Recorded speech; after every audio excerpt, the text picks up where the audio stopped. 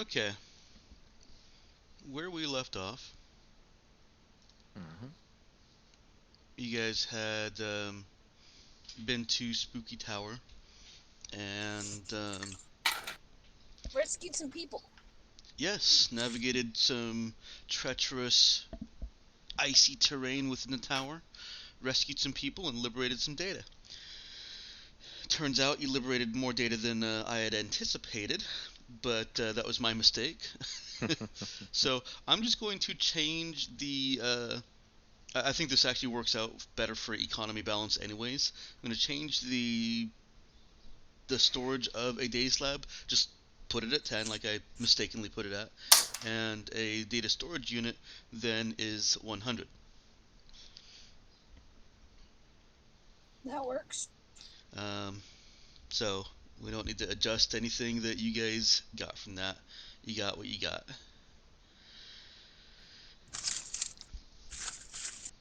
Um, After rescuing the people from the top floor, I believe you guys jumped back to the ship, shuttled through the clouds, and came back to the ship, right? That is correct. Okay. So we needed to do some repairs on the shuttle and get people there. Everybody had a lot of system strain. Everybody has a lot of system strain, yes. Well, not everybody. A couple people have a lot of system strain. Clark's I have fine. some systems. Clark Oh yeah, has other especially in injuries. That's true. That's true. always got better with the level up.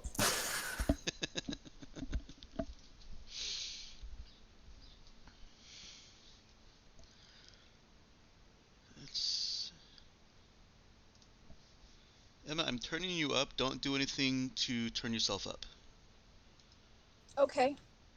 Did we level up? Should I be level 3 now? Oh, yes, you missed that. You guys are level 3 now. Yes, I wasn't there, so and no one told me, so Hey Mel, Now we yes. leveled up. we leveled up. We did level up before. We forgot to tell Mel. It So was in should the get it was 6 in the recap. 6 XP or more. Sorry? Said it was in the recap. Which is not anywhere in the Discord. It's actually you should know where to get it. I think you've for some reason I thought you were familiar with navigating roll 20.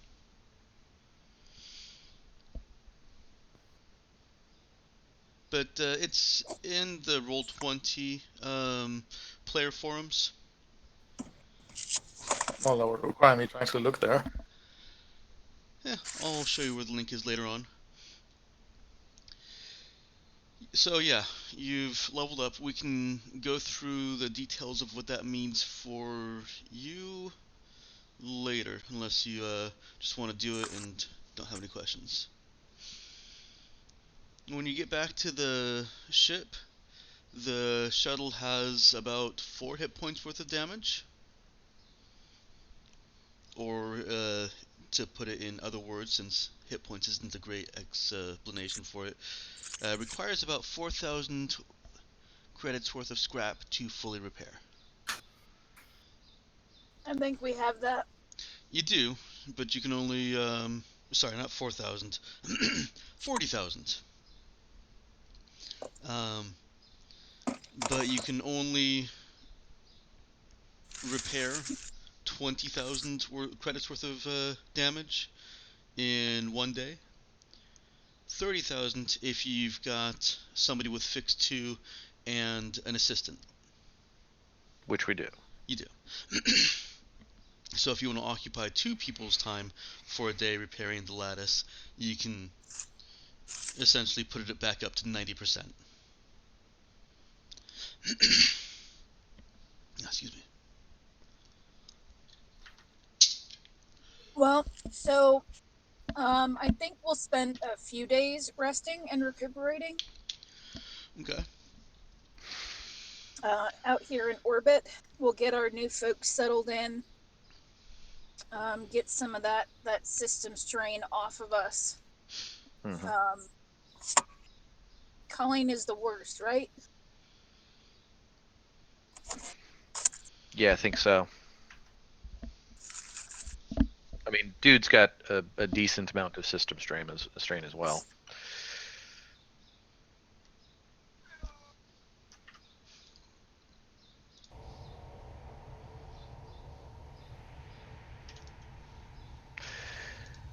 What I figured we could do is stay here in orbit. Let Colleen sift through some of that data. So we can figure out what's relevant, what's not relevant, what might be of use to us as well. So who knows? Maybe there's some schematics for those ships. The shuttle pods. I don't know. There might be. But to spend a few days doing that and also recuperating and that sort of thing, if people don't object. Sounds good.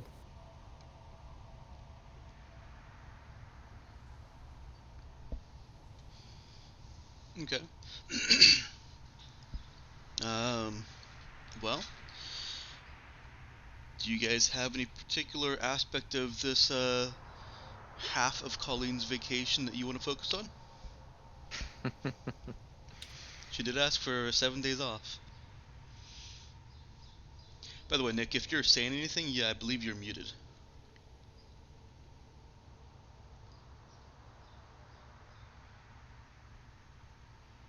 Or just not there.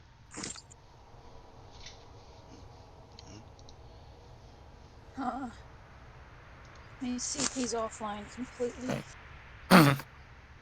So for the new hit points, I roll 3d6 plus my con modifier to each one, that's 0, and if the total is higher than my current 9, that's my new hit points, right? Correct. He's offline completely. Give me a moment. Ah, That is not higher than 8, so than 9, so I just increased by 1. correct. Right? Correct. 1 extra hit point.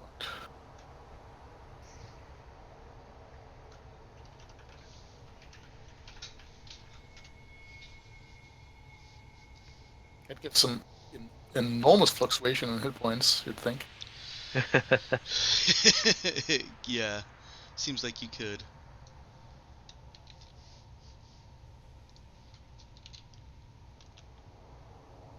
He also does not have his phone on, which is not surprising.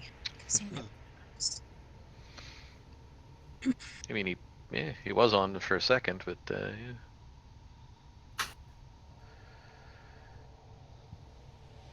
Well, if we rest for long enough for Colleen to get out of system strain, that'll put Dude out of his system strain as well. Same for Cap. Let's see, you get your level and HP back per day, right? Correct. As long as you're getting rest. Okay. Which you How guys many are. days are we resting again? 7.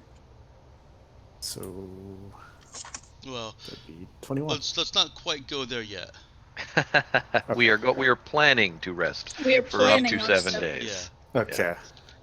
And Dude needs to figure out if that part we got is good for anything too.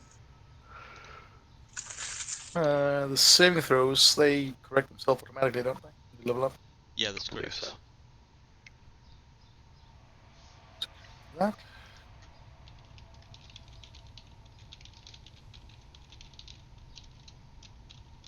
And then I get 3 skill points.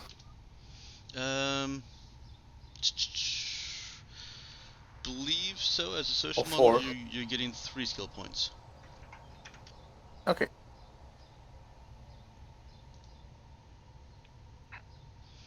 I'm gonna double check that here real quick, unless you're already looking at that.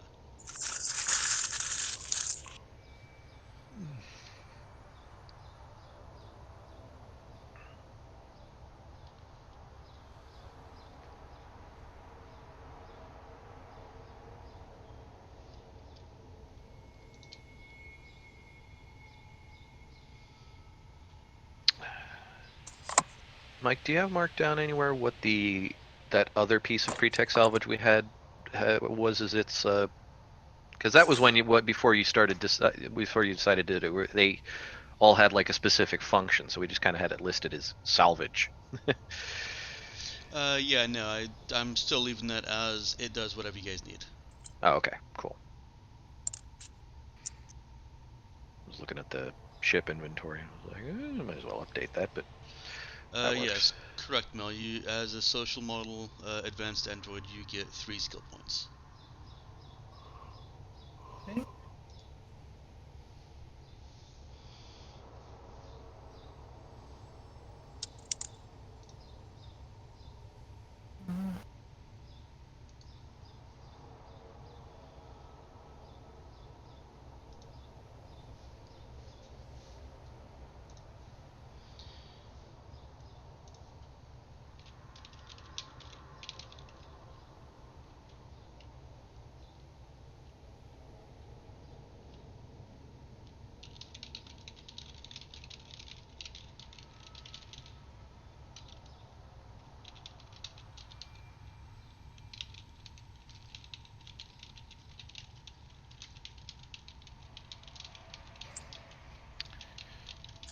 I really hope the power at the house didn't also go out. Because that would be some shit-tacular luck. Yeah. Yeah, power outages are pretty much never fun. Mm. Even as a kid, I didn't find it that amusing to, candles and darkness and all that kind of stuff. I mean, it was neat for like a minute or two, and then after that, it's like, okay, I'd kind of like the power back on. Yeah. Well, Dude is definitely going to obviously spend the first day of whatever time we take repairing the shuttle, because Okay. that's definitely important to what we're doing. And I'm So gonna he assume would that Colleen helps him with that. he would definitely have roped her into it. Mm-hmm. Oh, you know what? Oh, wait, no. Next at a different location, right? So your transformer issues shouldn't be affecting him. Yeah. Correct, but that I'm gonna call our roommate and see if there's actually no power at the house for them. Oh, like just randomly another power outage. Yeah, exactly. Jesus. I guess that would be the only real reason why he wouldn't be online.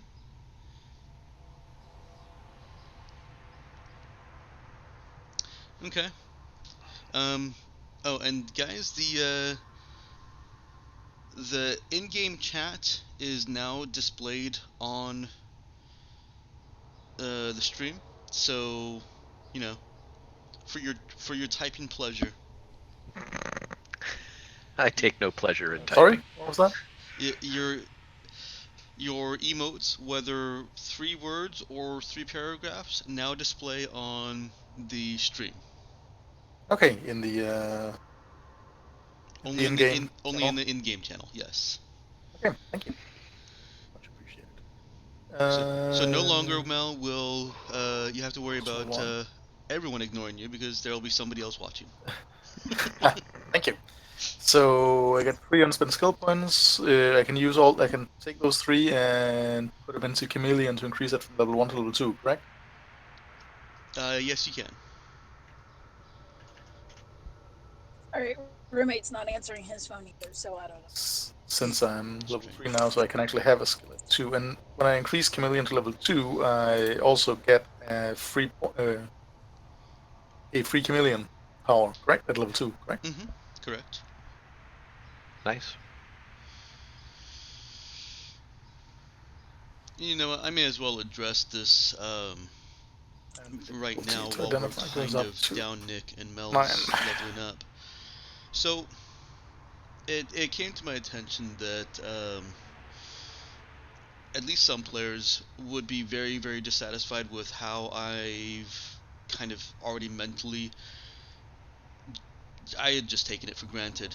The rule where you're allowed to increase your skill level with a focus and actually get past the level requirement for it, so that you could have a level 2 skill at character level 2, or I think even no, at character level 2.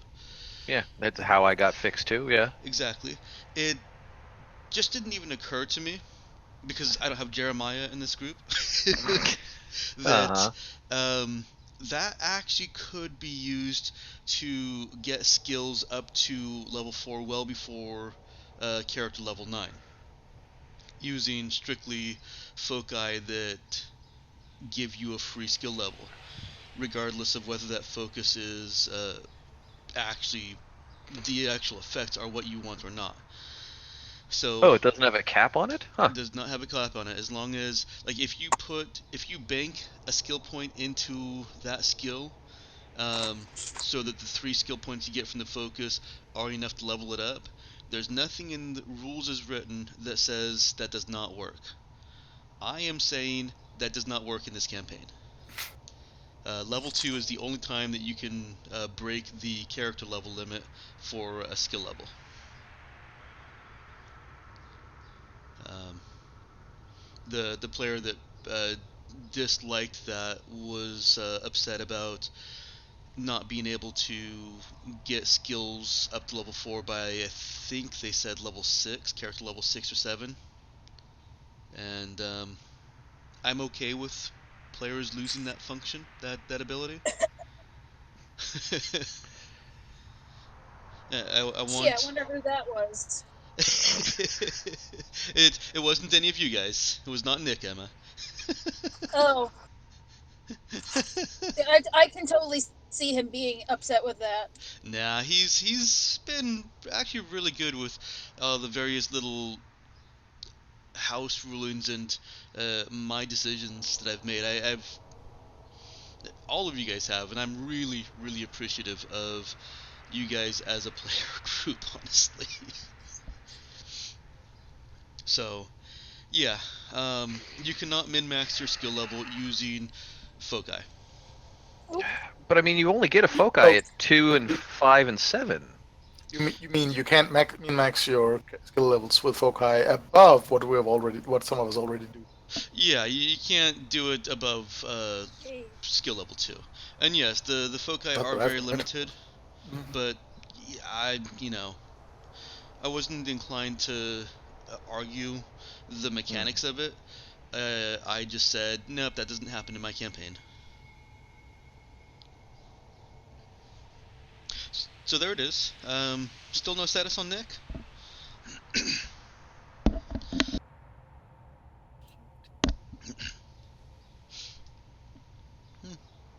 I still see no Nick.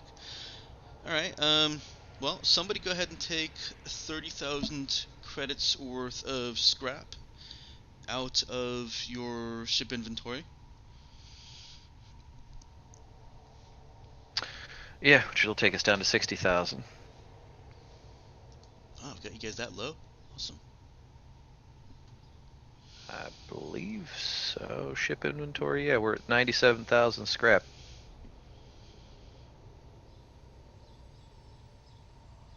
But we do still have 317,000 worth of money, so we could you've been at least by your economy, we could buy a chunk of that much scrap if we could find it. Well, Scrouchy has a bunch.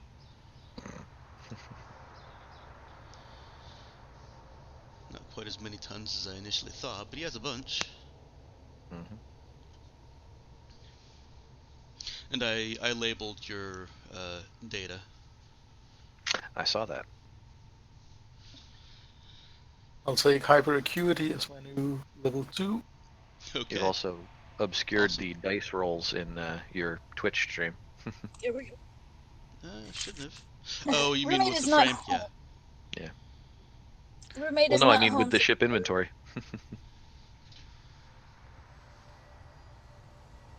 I'm sorry, Emma? Roommate is not home, so I don't know What's going on with Nick? what's Huh. happened. And Nick isn't answering his phone. I mean, his phone is off. Huh. So it was kicking me straight to voicemail. You're right, Matt. I forgot that the frame would also block that. There we go. Because viewers need to see what's on the ship, you know. Oh yeah.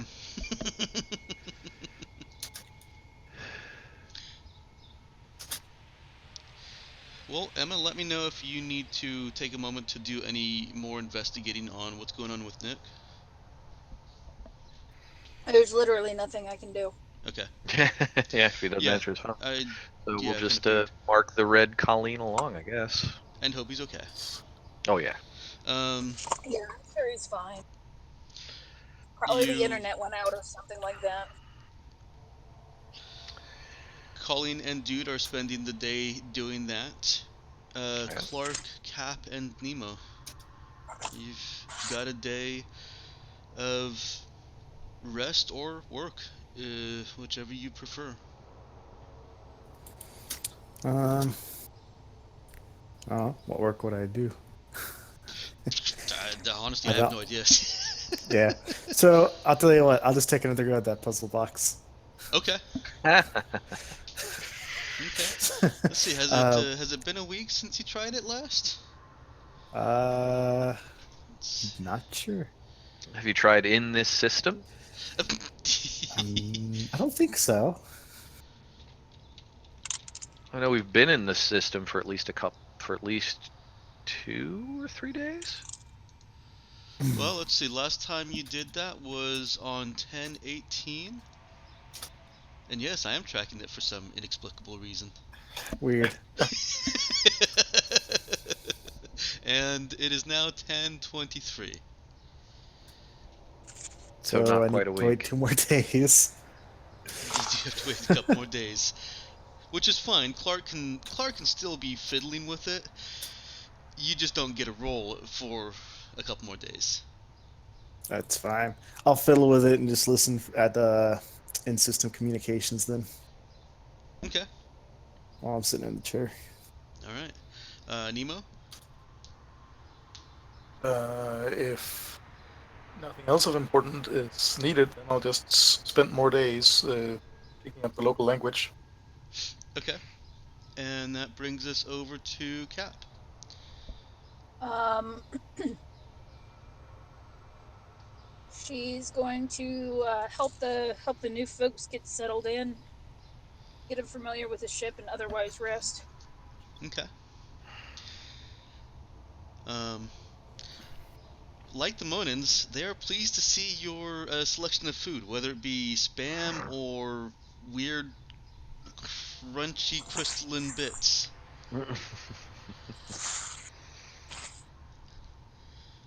That's kind of one of the first things that they want to do is eat, and as they're peeling out of their vac skins and regular clothes, Cap can see that they've been living on a very strict diet, probably for quite some time. A very lean diet. They are skin and bones. Yeah, they really are. They were getting um, malnourished to the point where, th- as Chishin was holding that shotgun, it was shaking in her grip. That wasn't just fear of the situation. She just didn't have the strength to hold it steady. hmm So they're actually going to be recovering themselves for a few days, unless anybody goes to visit them. You guys aren't going to hear a peep or a word about them or from them. No, Cap will get them fed, get them cleaned up, get them some. We'll probably have some spare clothes around. Sure.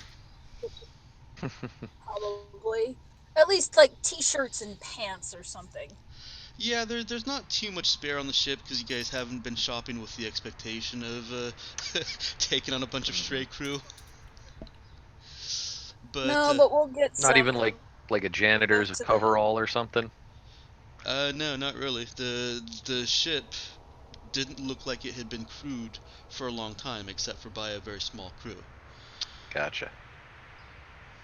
I mean, Cap will volunteer like a t-shirt and pants of her own Okay. for. I mean, yeah, even if we're crewed by a small crew, we should have had at least a few spare pieces of clothing. When I say Her. small crew, I Mhm. mean 6 people. You guys. Right. So those So few Right. pieces of spare clothing are exactly what Cap's doing there is your own. Yeah. wouldn't that be more of a skeleton crew than a small crew? No, you guys didn't die. Hmm. Not what I meant. I was gonna say, well, at least one of us isn't alive. So yes, that would be more for a skeleton crew.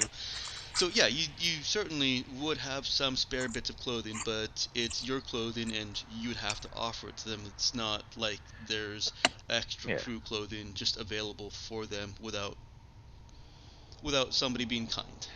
Right. Now, dude would Yeah. offer up a T-shirt and a pair of pants, at least to somebody, just as a Okay. something better than what they had. All right. Um, they as kind of thanks for the help, they give you guys the other vac skin that they had, so someone can Could go come ahead in and handy. put that in the inventory. So we have all three. Well, they're only offering an extra one. They haven't actually offered to give you their vac skin. Right. I thought they gave us the other one anyway. I may have already said it. Like the third one. Right. No, I actually they didn't take it with them. It was just in the toolkit that they left behind. So you guys already have it. So never mind that. They don't actually offer it, but they don't ask for it back. Well, they told us we could have anything we wanted, so. Yeah. Yeah, out of their room. Sorry, my Yep. memory on the last few minutes went fuzzy. So yes, That's okay. go ahead and put that on ship inventory, unless somebody just takes that and stuffs it in their backpack. No, I can go in the ship. Okay. All right. Dude and Colleen fix the lattice so it's up to 90%. Clark fiddles with his puzzle box. Nemo watches broadcasts of Rain Lalati Entertainment. There's also some news and apparently a few football, or not football, but sports towers and reality show towers, which they're all kind of technically reality shows, but there are some that are deliberately designed more as reality shows. Um, and some music. And Cap was, I actually didn't get a good feel for what Cap was doing except for situating those folk, but we'll say that takes about a day. Especially setting up ground rules of you can go here, don't go here, etc. Yeah, getting them into the system and that kind Yeah. Okay. of. And she'll check in with Nemo and see if there have been any other further broadcasts about them. Hmm. And Nemo, there have not. That news seemed to take a very quick backseat to regular programming. Right. So nothing new regarding the potential threat to the towers that we pose. Nah.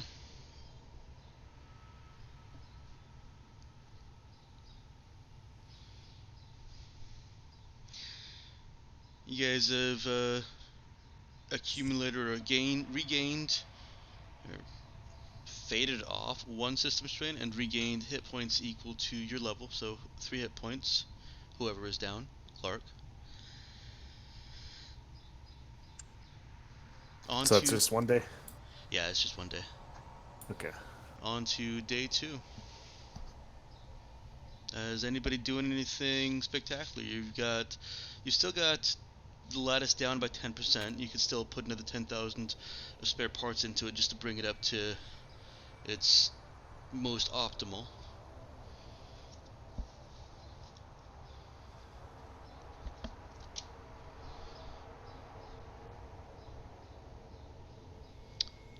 Cap, is that something you want dude to spend some time doing?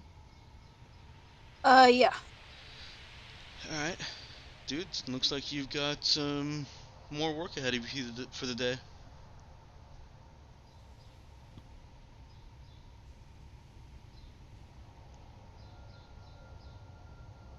Matt, you still there?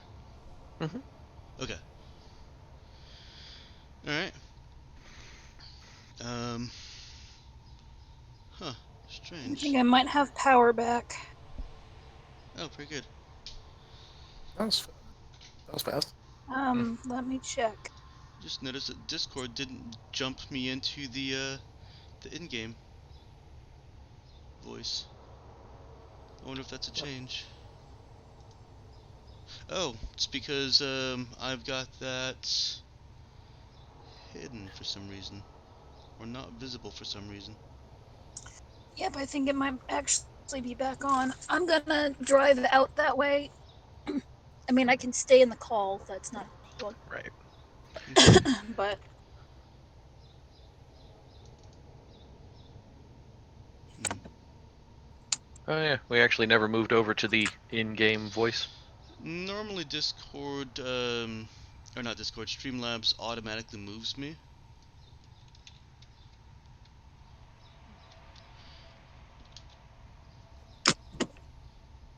But I see that it has not, it's not even showing names at all right now.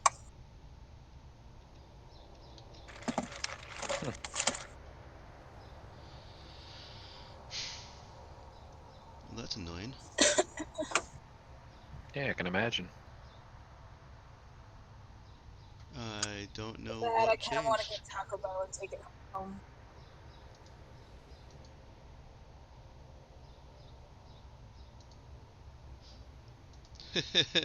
Got Discord chat working and voice ain't. Alright, I Is will the fiddle with that later. Oh yeah, We'll it's just the have to eternal go. conundrum. Fix one thing, another one breaks. Yeah. We'll just have to do this without being able to see whose voice is making noise. All right. Well, once they get the shuttle to 90% on the next day, dude would go to consult with Cap on what she wants the fixed priorities to be while they're orbiting. Um, do you You're breaking up real bad, Emma. Yeah, you went all robot there. Shit. Uh, all right, I may have to call you back in a few minutes, but Cap would want to see if they could get one of the guns repaired. Well, I was gonna say, that came in fine, so you might be okay. The problem with that is while that we do have the two pre-tech salvage that can technically get that going, if you can repurpose the directing and modifying energy or to work for a cannon. The to get at least even one of the cannons working, we'd also need 500,000 worth of scrap. Shit, Yeah, which we don't have at the moment. we don't even have that. We don't even have that and enough money to buy because we get it. Yeah.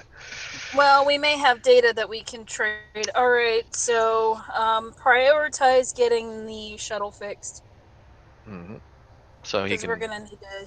All right. Yeah. So he'll put the another day into getting that last 10% of the shuttle working. I'm gonna pause you guys for right now. I hmm realized why it's not showing up, and it's because there's nobody in the channel it's looking at. Oh yeah, we've all been in general. Yeah, so Yeah. moving there. So Uh, I'll be back in a little bit. okay, so Okay. you don't want me to move you? No, I'm gonna disconnect. So Okay, great.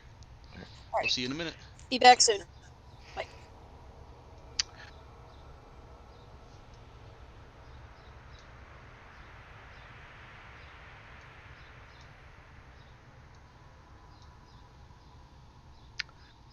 All right. Guess we're over here now.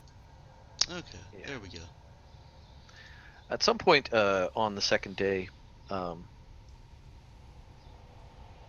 when he's maybe like taking a break or something, finishing that last 10%, dude would actually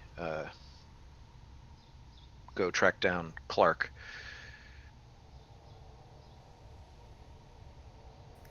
Okay, you find Clark. It doesn't take him the full second day, so Yeah, you've got some usable day there. I kind of figured he would have taken he might have spread that 10% across the day just to have a leisurely, not rushing fixed day. Sure. He could have been hiding somewhere. Use the day to find him. So yeah, where would Clark be Jeff? hanging out? Is Clark hiding somewhere? Cockpit. No, not hiding. He's not under one of So one of the. he's not he's not hiding very well. I'm not in the vents. No.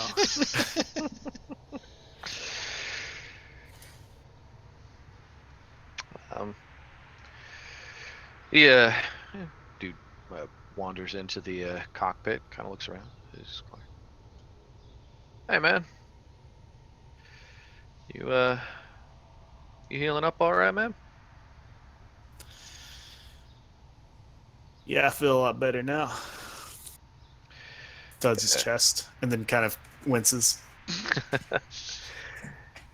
Yeah, it looks like I guess the med system's got a few less holes in you. Just the required amount. I reckon. Right on. So you you seem to handle yourself pretty well on the whole shooting people portion of our trip down there. Well, yeah, I suppose I did. Well, don't know if I handled getting shot that well. Yeah, well, I think you handled it better than I would have. Well, at least I think so. I don't know. I ain't been shot yet. Well,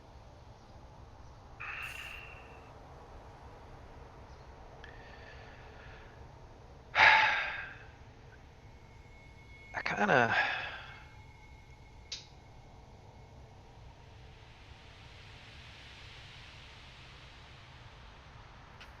I don't want to have to worry about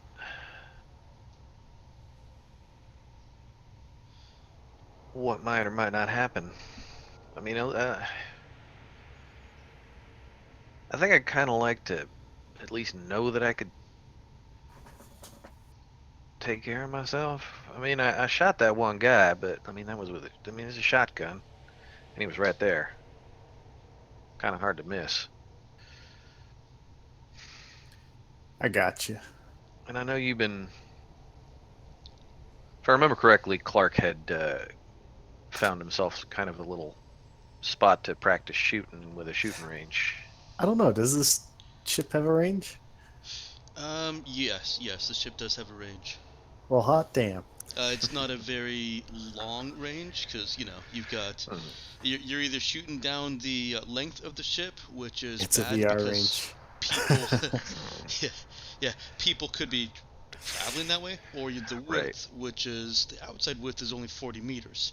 Inside width is looking more like about 20 meters, 30 meters at most.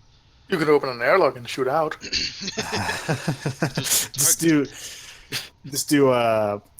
Just toss discs out and shoot them. Wait, those discs are pre-tech components. No. Oh shit, that looked like a hockey puck. That's what pre-tech looks like. All of it. You've got a very short range shooting range. It actually works very well for the kind of scuffles that, the kind of scuffle you were just in, which was far less than 20 meters. I mean, you guys were between 4 and 10 meters away from people that were shooting at you.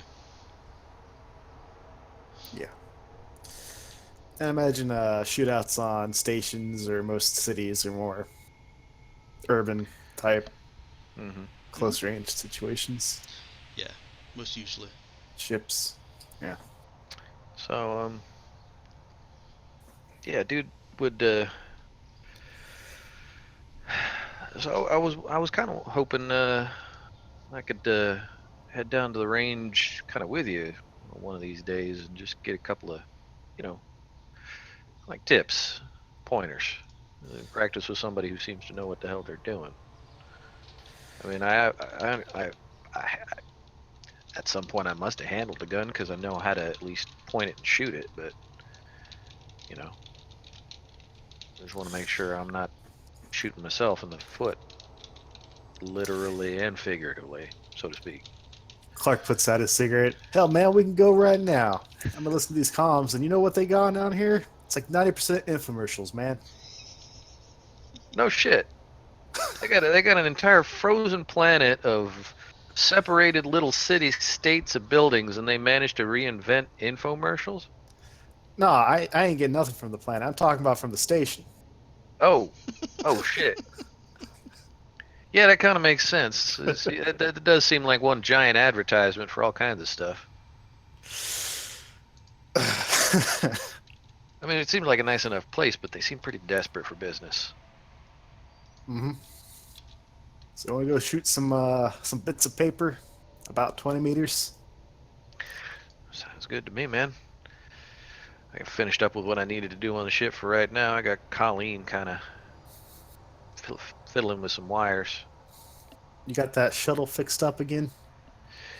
As much, well, I mean, we got the outsides of it fixed up, like you know the bits that protect it from the storms. I personally would still like to at some point have enough extra, you know, scrap and whatnot to do a full on overhaul of that thing, because man, that thing is old. I mean, it's well put together. It's high quality stuff, but it's old. She needs a tune up, but we just don't have the timer. There are a couple of panels inside the shuttle that just don't light up. Don't know what's supposed to be on them. Right. Could be dangerous, could maybe not. Mm-hmm. Who knows? No, he would love to be able to dedicate like a week to just kind of popping everything open, fixing everything that he can possibly find, you know, that kind of stuff. But he knows we don't have the resources or the time for that, so. But it's nice to have something without having to land the ship on a planet, because I don't know that that would have gone over so well. Mm. Yeah. That's not unless you want to be tossed around and maybe ripped in a few different pieces. Yeah, and you know, I mean, the ship, she's a big one and she's tough, but I don't know that she would have stood up to what's going on down there. Nah. Planets have a tendency to be a bit more powerful in their pushes. Yeah, man, let's go on down. Let's shoot some stuff. Colleen's occupied. All right. Hey, is there a rocket launcher stored in the? You guys do not have a rocket launcher. If Clark at any point expresses disappointment at the lack of rocket launchers, vocally, As we're walking down to the gun range, she's like, "Damn, I can't believe we ain't got some sort of heavy munition in here. You know, like a rocket launcher or something like that." and dude kind of gives him a look. Well, shit, man. I mean, I could probably cobble something resembling that together. Take me a while. And Clark stops and looks at dude. You reckon so? well, I mean, I got a bit of a knack with things that blow up. At least as far as I can tell, just by playing around with some of the chemicals and whatnot. And when we were building them drones, that seemed to suit me. But I mean, I'll tell you this: we would want to test that shit like heavily, because I wouldn't want to build it and have it kind of blow you up. Be a little beside the point. Don't worry, I'd love to test that. I'd make my day. Well, we did find a room where it seemed like explosives was the things to test there. It's actually kind of where you guys are going right now. Yeah. The shooting range is in the same larger workshop room as the explosives containment room was. Well, the explosives containment area of that room. Right. So you guys are actually walking towards that same room right now. Yeah. Sounds good.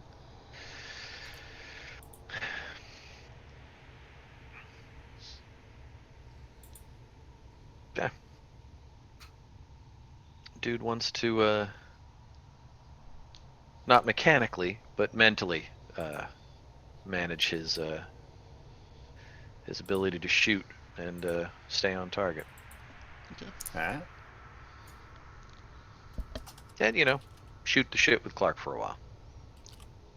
Literally and metaphorically. We could shoot some empty spam cans. Sounds good to me.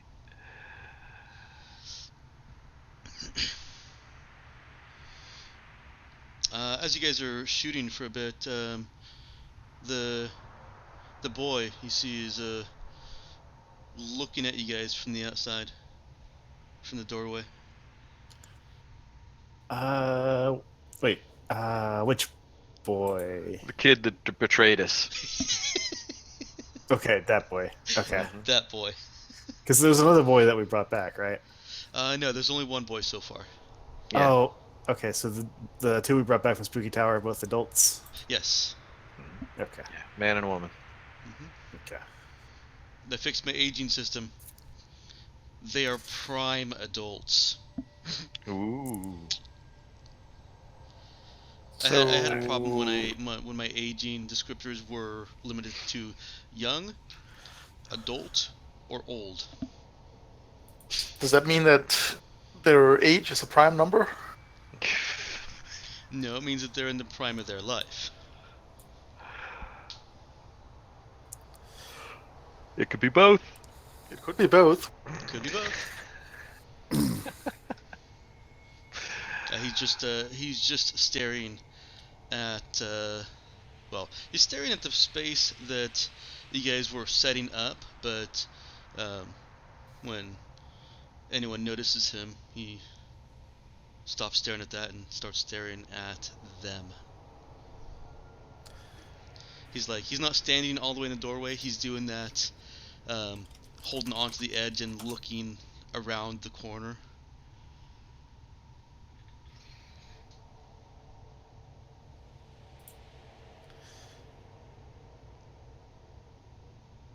Clark shoes him.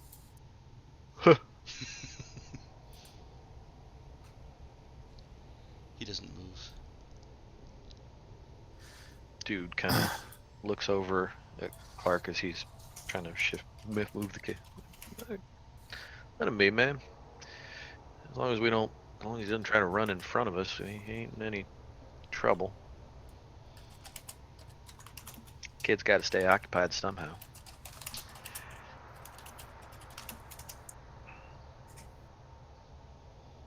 Ah, damn it.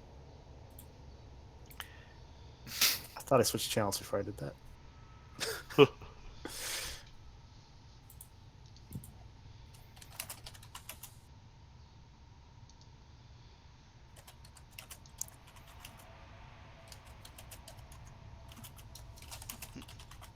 Oh, you deleted it already?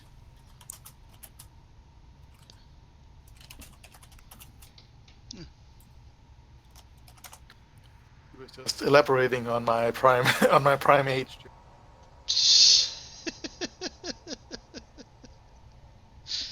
Alright, guys.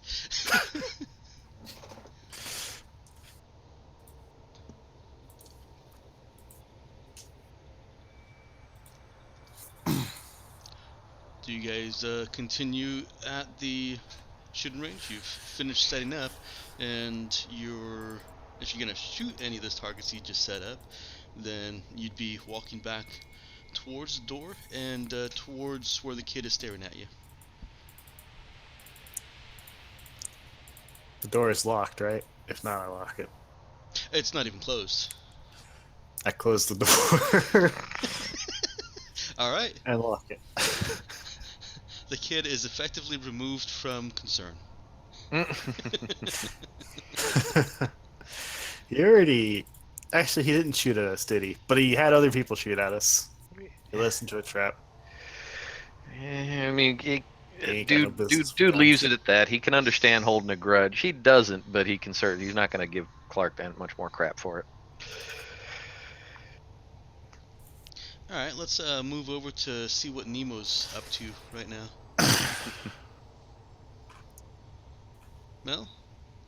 And not figuring out prime numbers. Although he probably can, better than most of us.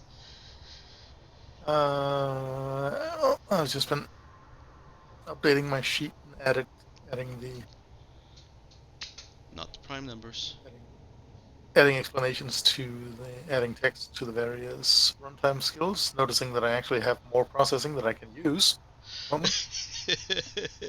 Well, your social chameleon lets you. Oh shoot, I can't remember if I required that to commit processing each time or just strain. Processing, not strain. So yes, Okay, I yeah. could use it if I wanted to repeatedly switch between social chameleon skills. Yes, yeah. I wanted to make sure that there are a way for each of the advanced androids to just deplete their processing if they've, so that there's never that point of, I can't use all this. The only one that requires strain is Mercurial Persona. The others are all processing. And Okay. Mercurial Persona doesn't require processing, so. Yep. Okay. But what is Nemo doing? Well, continuing to studying the broadcast and the language, and other than that, mostly observing the interactions of the people that we brought on board for more insight into their behavior and culture and society. Okay. Okay. Most of them are still getting used to the place, even the kid and I forgot his name already. The other guy that came with the kid. The kid guy. The kid's guy, yeah. Um, And basically Vander. practicing runtime to justify practicing the runtime skills to justify the acquisition of the hyperacuity ability. Okay. Let's move on to we're at day 3 now. Update my tracker. Clark, you want to make a check to see how far? Well, Jeff, you want to make a check to see how far Clark has gotten with that cube? Sure. Puzzle What was that? box? Just an intelligence check? It is just an intelligence check. So does that mean I can reduce system strain by 2 or 3? You can reduce system strain by 1 more. You guys have rested for 2 days so far. Okay. Well, presumably you'll have plenty of options to get that system strain back once Clark succeeds with that puzzle box and summons the Cenobites. Well, that's you. You know, he's the one that's fiddling with it, so I'd take no responsibility for what happens. It's an opportunity, is all. How do I roll straight intelligence? You have to just type that one in. Oh man! So it's I mean, is that not what he's doing?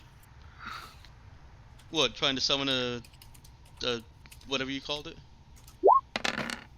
Cenobites. You have seen Hellraiser, I assume. Okay. I don't remember it, so I don't think I have. The only thing I know about You're not even Hellraiser is the culturally dog aware person. of Hellraiser. I know it has some images online. It's an old movie. He wouldn't have watched it. Alright, let me see if I can find where I marked down the difficulty you were at. It's a horror movie franchise that always involves a puzzle box. So that's why you keep making the reference. That summons trend-dimensional beings called Cenobites Okay. that generally do horrible things to people in the vicinity of the puzzle box being open. Yeah, they're I'll not discriminatory. maintain that this is what Clark is doing, and I take no responsibility as a GM for whatever comes out of it. I think that's how that works.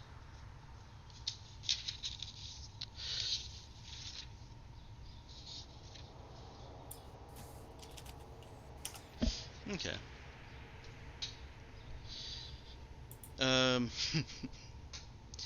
Well, Jeff, you have unlocked another layer of this puzzle box. Jeez. Yeah, I figured. This.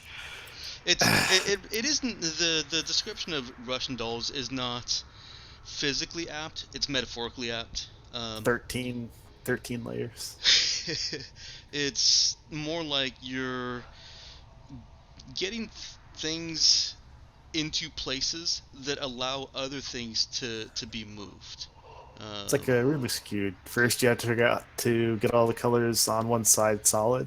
Then you have to figure out how to get the colors on the edges of those sides solid, so that you can get the second layer on the sides solid. And then the last part is the hardest part. Except this is more complicated. Cool. Because it's not as clear as these colors go here. But yes, you have successfully passed the second check on the puzzle box Clark found in his room. Okay.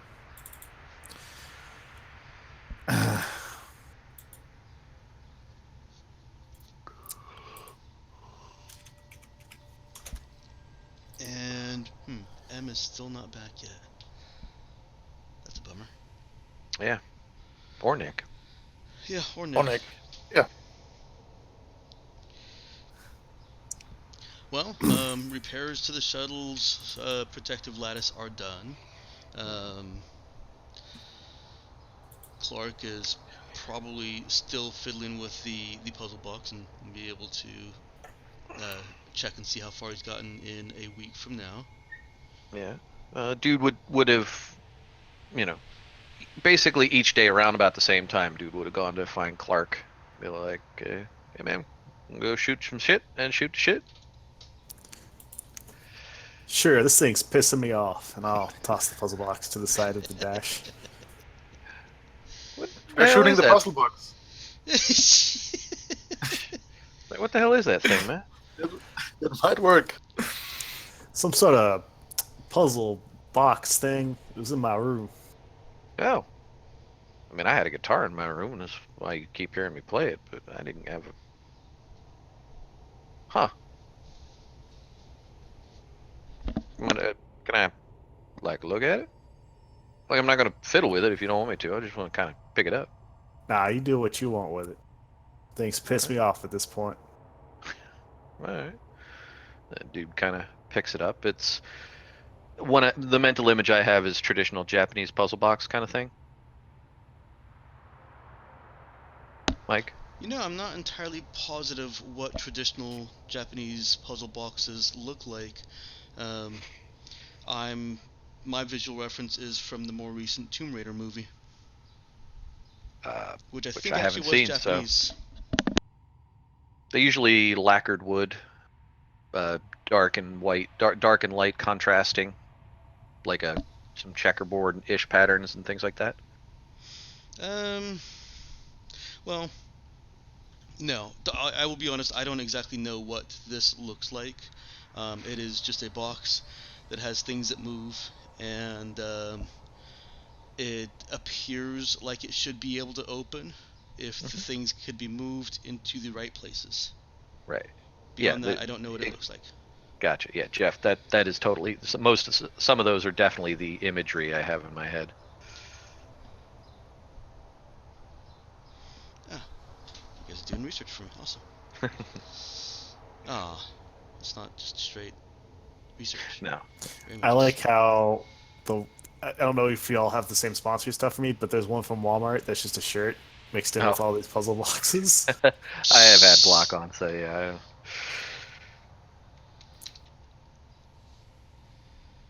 Yeah, like the first couple images or some of the more plain looking ones without the pictures on them definitely are what I'm thinking when I think of puzzle box. Yeah, that's not actually what I'm thinking.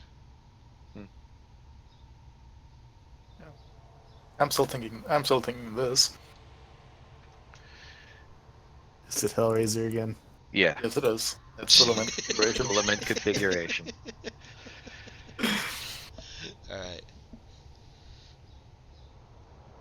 Matt. The one that's a bunch of differently sized rectangles.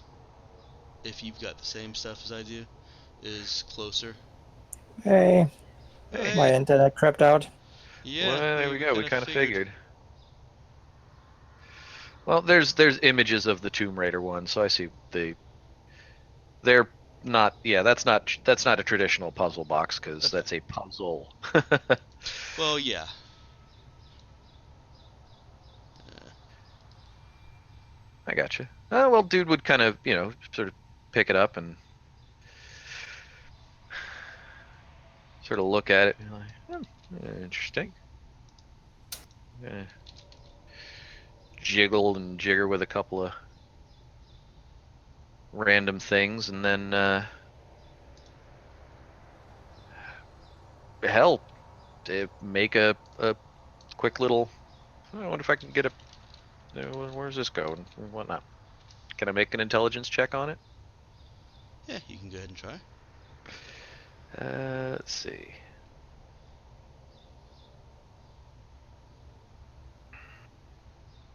So is it 2d6? Mm-hmm.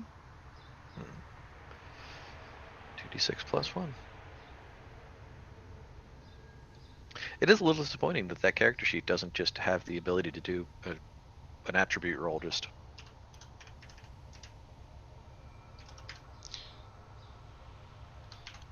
I don't think any DM in the world except for me uses them. I mean, they're part and parcel of the traditional D&D Yeah. systems, like it should. All right, he probably didn't get much. Nope. He certainly did not. He kind of, hey, huh, cool. And he puts it back down on Clark's little counter and pats him on the shoulder. Yeah, well, I'm sure you'll figure something out, man. I guess. The fact it's in my room makes me think that, I don't know, I must have liked it at one point. Either that or someone's fucking with you. Shit. Well, someone was fucking with someone that might have been you, or was you, or man, this past tense about yourself is really confusing. Man, I just try not to think about it that much. Yeah, that works for me. Come on, let's put some holes in shit. Now you're talking my language.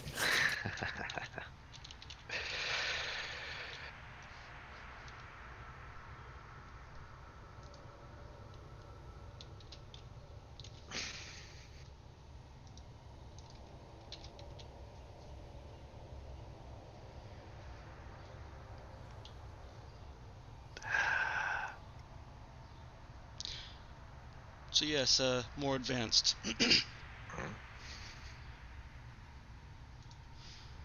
And with that, let's go to Nick. Yeah. Woohoo. So yeah, for the first 2 days of this, dude had wrangled Colleen into helping him fix the lattice up on the shuttle. But starting in on the second and third day, he kind of left her to. He kind of pointed her to a couple of smaller systems and was like, see if you can do something with those. Uh, and went off to find Clark, and you could hear the occasional gunshots coming from their little makeshift gun range. Uh, if Colleen even tried to get a little insight on dude's motivations, it would be fairly easy for her to tell that he was giving her busy work to keep her occupied and, happy while he went and, shot some stuff up.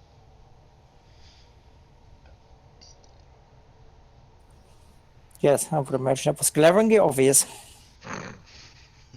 He wasn't trying to be super subtle about it. He's not trying to, he's not pawning her off on, shit work. He knows that she can do the stuff. He's been having her help her, but he just doesn't want to, leave her alone and leave her bored. He gives her something to do.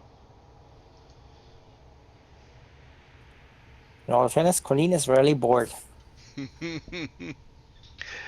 Yeah, I kind of get that impression. She has multiples of these puzzle boxes. She's figured out a good amount of them, and has kind of put some to the side, focusing on one in particular, which is also seeming to be the most challenging of everything in her room. But yeah, she's got a lot of them. She can always hit the reset or reset it, and then play with it later if she doesn't find something else to do. Nick, I mentioned earlier, you weren't here for it. The in-game text channel is now displaying on stream, so use it and abuse it as you like. Just know that everybody can see what you do. No, I haven't done.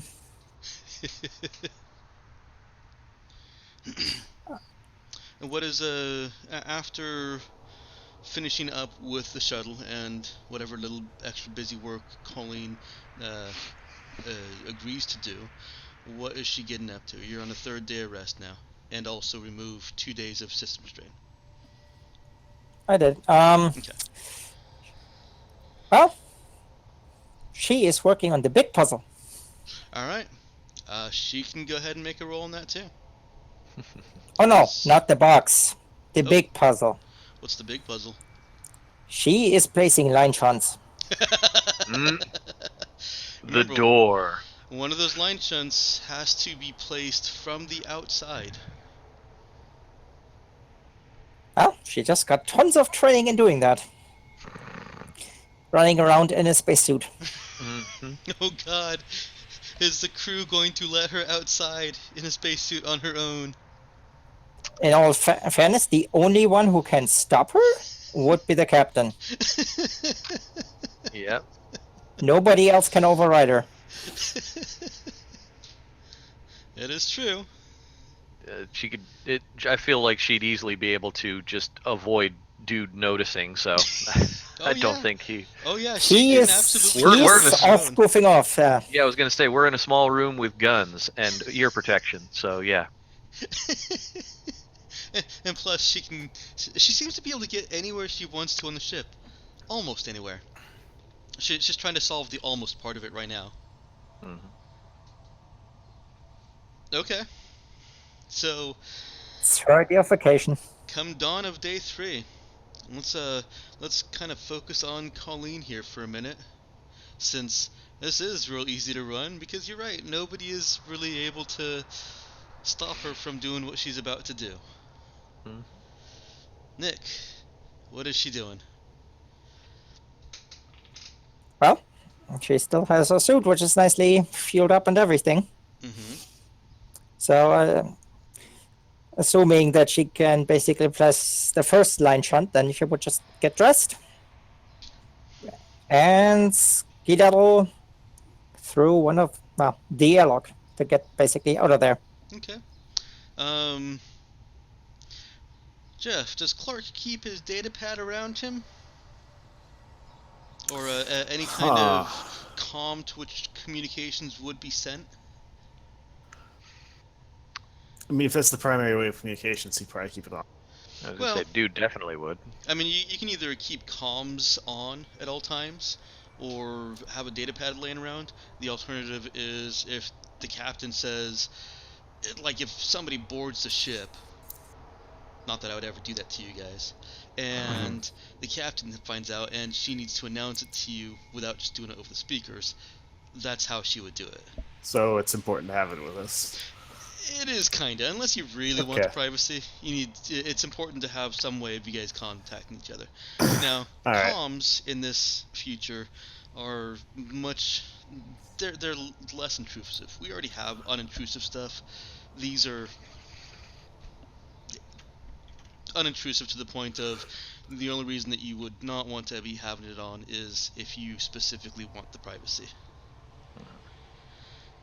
or don't like technology. I have returned. Oh, Yeah, good. welcome back. You get to find out what's Power going back? on over here. Right. Because Nick's also back, and he started doing things. Yeah. Hey, everybody was puzzling, so am I. Let me turn you down real quick, Your regular computer voice is louder than your phone voice.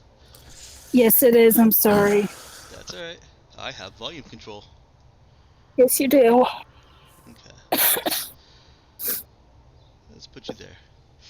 Alright, so then, Com and Cap both get an alert that a vac suit has been disconnected. All right, let's go find out what that is. Nick, Colleen is dressing herself up in the vac suit, and I'll let you decide if she knows that an alert would be sent, Uh, or if this is a surprise to her. she would know. No. Okay. So she knows that she's on a timer now. Unless she trusts her crew not to stop her from going out into space. So that can't really stop her, but she doesn't really care about the alert. It's less that she just doesn't care if anybody knows or not. She can't really make it through the vents as easily in the vac suit. And there will be places that she can't go. They are pretty bulky. We don't actually keep him near the airlock? Oh, I suppose she could use one of those, yeah. Well, that's what she would do. She's not crazy enough to basically put that thing on and then run through the entire ship. It occurred to me a little bit late that yes, it totally would be right there near the airlock. Okay. She depressurizes the airlock and opens the outer airlock door. It does require overrides, but she has been granted those. And Pilot and Cap also receive an alert that an airlock has been opened. Let's move to them real quick. Okay, going faster towards that to find out just what the hell is going on, and she'll message her actual crew members, like the originals. Have any of you opened a bloody airlock? Yeah, I'm doing work. All right, new rule. No one goes out without telling someone. Dude kind of pops in on the channel. I thought I left you down in the bay with the shuttle. It's fixed. Fixing other things. Also, you just got told that someone was going out. That's what that whole system is for.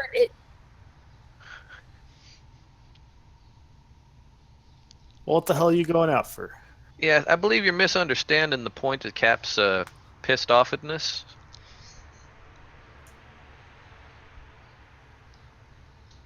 Well, I got work to do. I can't just be somewhere shooting things. If you're responding, we can't hear you, Emma. Sorry, what? It just broke up a little bit. What was said? Oh wow, you okay there? Yeah, I'm okay.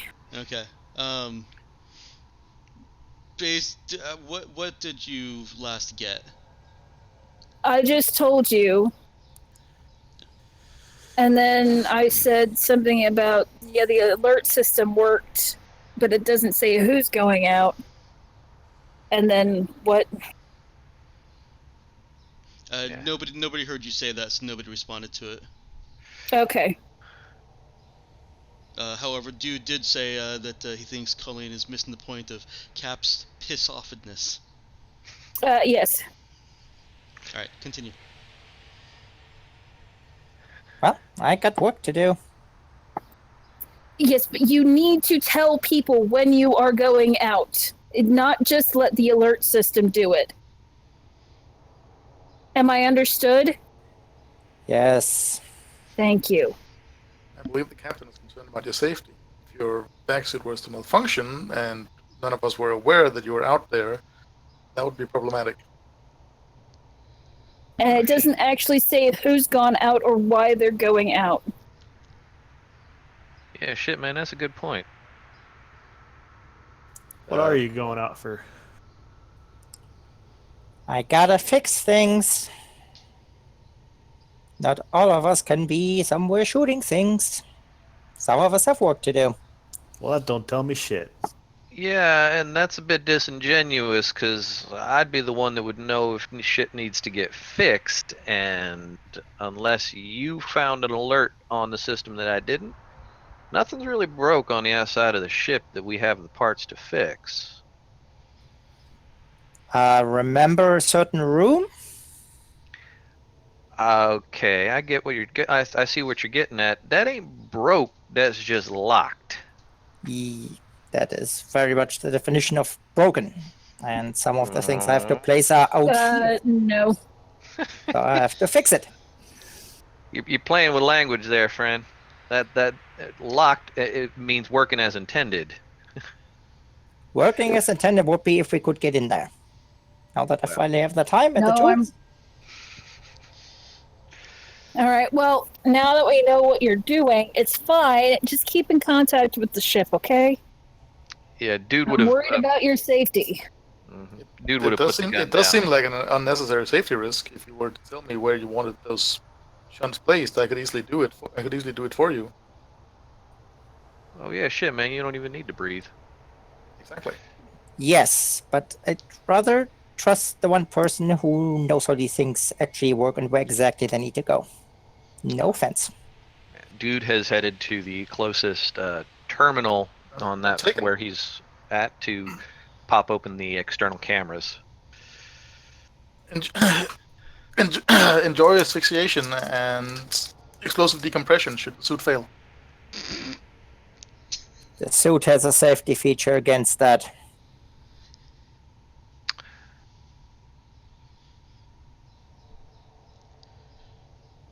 All right. I'm gonna comment on both of y'all.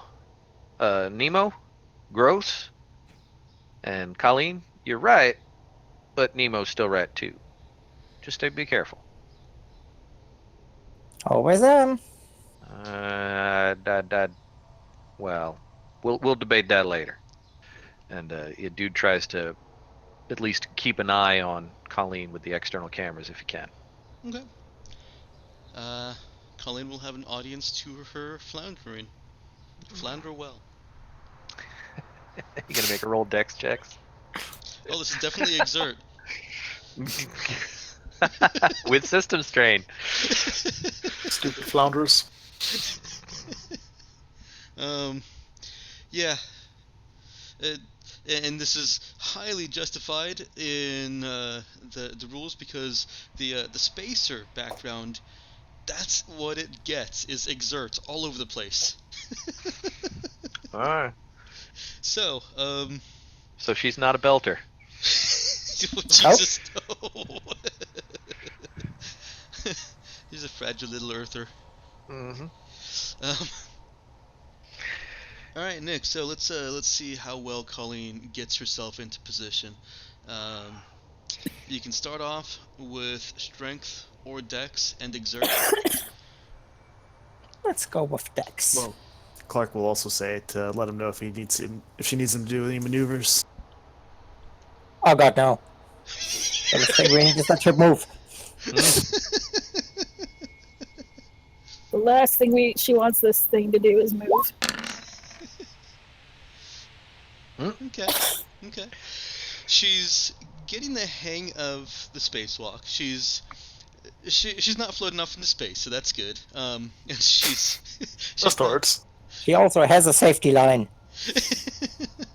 and she's not floundering too badly. She's certainly not accustomed to walking around in zero G with all of the universe, well, sorry, half of the universe spread out above her. And, no sky in the way. But she makes it over to where she has identified the line shunt needs to be placed deep within the ship's armor. And then I am assuming that she brought her the mining laser you guys picked up. Yeah, if you knew that was needed, then yes. Yeah, part thought- of the Wasn't that massively bulky? the mining laser. Yeah, I thought it was sort of a massively bulky piece of equipment, not a little handheld laser cutter thing. Oh, it's certainly not small. No. Here, I'll look it up. I was gonna say, I mean, yeah, weightless in why I space, think but that inertia still backpacks. counts.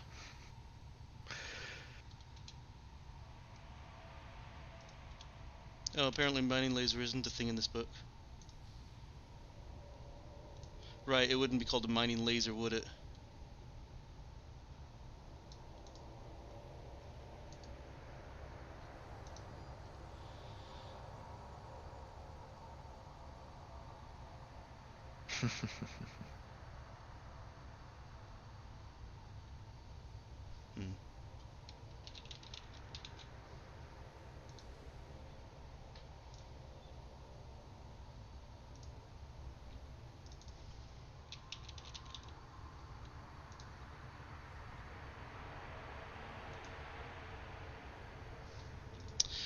I actually don't remember where that is.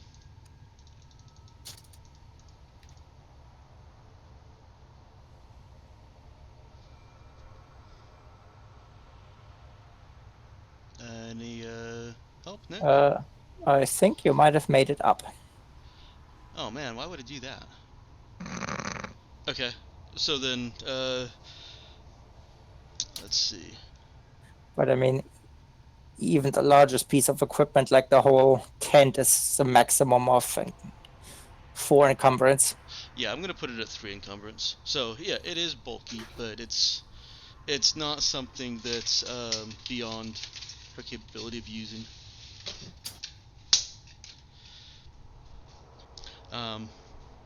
It will just be a little bit more unwieldy and difficult for her to position correctly while still keeping herself securely tethered and not floundering. Don't those things have mech boots? Oh, they do. She's never spacewalked before.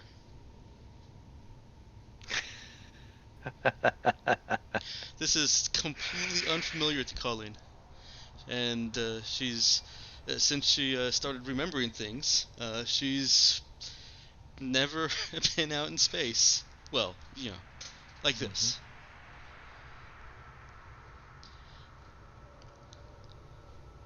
But The accounts from the early Apollo program is that it is not as easy as you would think.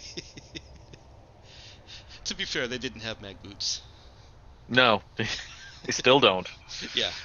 But anyways, Colleen gets to the location that she knows the line shunt needs to be placed, and that's where I was going with this. Yes, you're actually drilling into the ship's armor a fair ways down to get the line shunt to where it needs to go. You guys you guys as a whole had already mapped out how you could drill in without hitting any pockets or components or anything that's truly vitable. You really are just drilling into armor. It's armor that would normally block this kind of device from working, which is why you have to drill down so far. But I'm not There even. we go. I'm not That's even the making repair it. work right there. What's that? That's the repair work right there. No, I'm not even making this count as a hit point of damage that needs to be repaired. So, Colleen starts drilling down, and Jesus, no.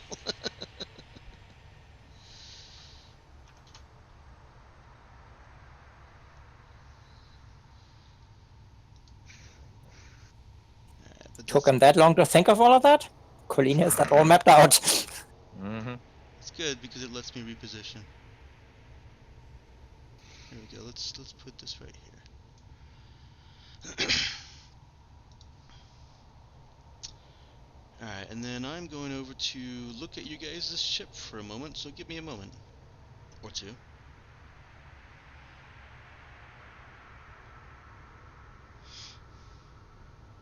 Okay.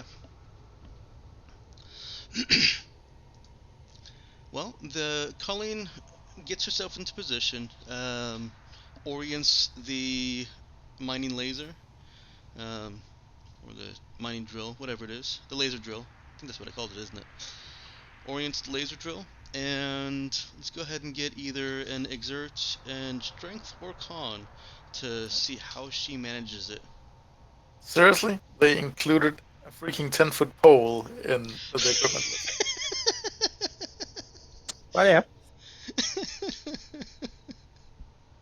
Okay. This is probably something that you would normally see included in a toolkit. At least as a It is smaller a version. telescoping 10-foot pole. Yeah, no, as a smaller version, this would probably be included in a toolkit. You guys, when you were buying this from Mona, you knew exactly how that you needed something much stronger than the typical laser drill, and that's why you made the extra expense of getting this. And what'd you do, Con? All right. Colleen is not trying to apply keep things in place with brute strength. She's not trying to wrestle with a drill. She is more just trying to outpatience it in a way. Um, and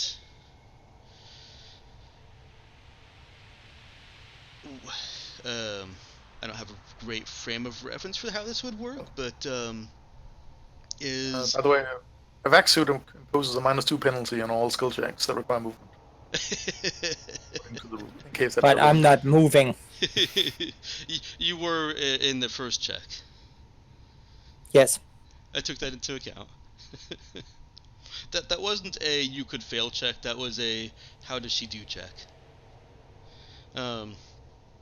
And you still rolled higher than I expected you to. But for this, it is difficult to keep the drill on course, and it's important to keep the drill on course because especially once it starts getting down into the armor, um, you don't want to be deviating from the set course. Um, but instead of just trying to wrestle it and keep it in one orientation, she's easing off on the power, and just it's going to take longer and it's going to be more tiring, but with her strength, it's probably the safer route. There's one almost complication that comes up. The armor that Colleen is trying to drill through very quickly starts to seal itself up. And I say it's almost a complication because it doesn't. It starts to, but it doesn't do more than any initial little regenerative um, rearrangement. It's interesting. Can Dude see that from the angles he's seeing with the external cameras? No, this is Okay. tiny little detail. All right.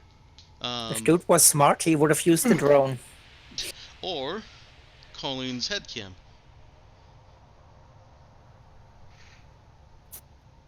Oh yeah, Well, we're gonna get that head cam on. He would have if that was an option, he would have tried to have that in as one of the things he was looking at, Yeah, that's just fine. that he could keep an eye on what she's doing. Mm-hmm. Caps can watch this too over Dude's shoulder. So then, yes, those of you that are watching Colleen's head cam can see this ship almost like a living entity try to close up the hole that Colleen is putting into it. What the hell? It is very hexagonal patterned and almost like a internal crystalline hexagonal lattice. I told you this ship was weird, Cap. You weren't to Switzerland Dixie, were you?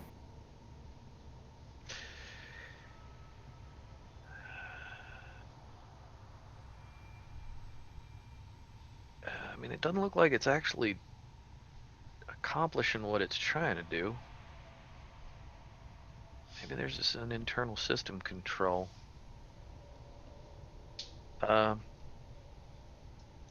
Keep an eye on her, Cat. And Dude kind of goes over to his engineering terminal and starts trying to dig through, looking for anything that might systemically resemble an auto repair function. Okay. Dude, go ahead and make this. Sorry, this is actually going to be in program. Yeah, well. The drill is drilling deeper. She is getting quite tired out here. Yeah.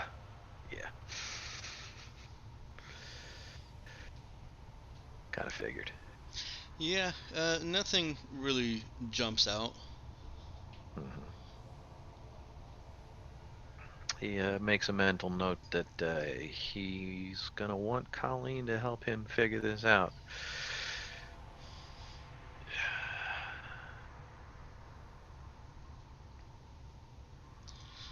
Eventually, Colleen drills to the necessary depth, and you've got a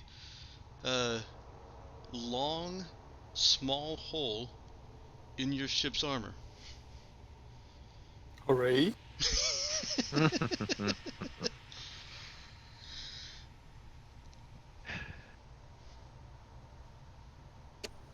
Well, step 2 in that case would be to place the shunt. Yeah, it's really no different from if a ballistic projectile had hit the ship and not penetrated all the way through the armor. And one bullet hole like that, like I said, that does not penetrate all the way through the armor, really has no impact on your ship's structure. Right. So Colleen needs to find some way of projecting that shunt all the way to the end of this hole she just created. Well, telescope rod. You said a toolkit has it? Is she carrying both a toolkit and the mining laser? That would be 6 encumbrance total. Which is fine, because she doesn't have Alexa with her. Because about the Alexa vac doesn't suit? work in space. Plus the That's what she's emergency wearing. exit.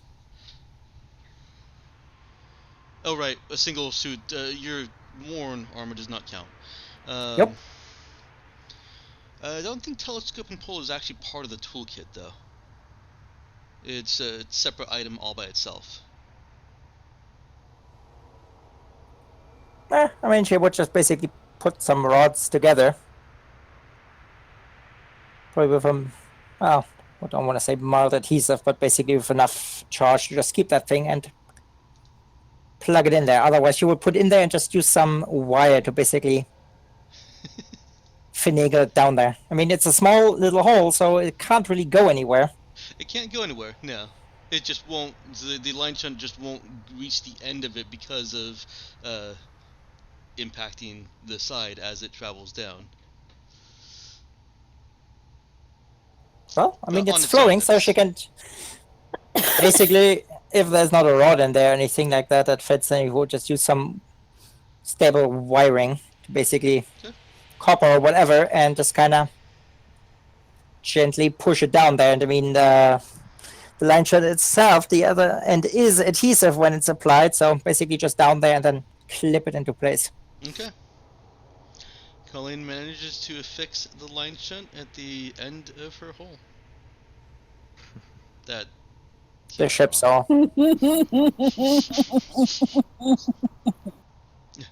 It's not an IUD. Sorry.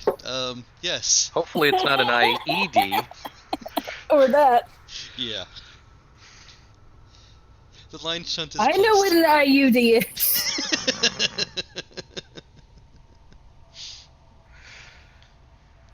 Well, but then she would basically pick up and head back in.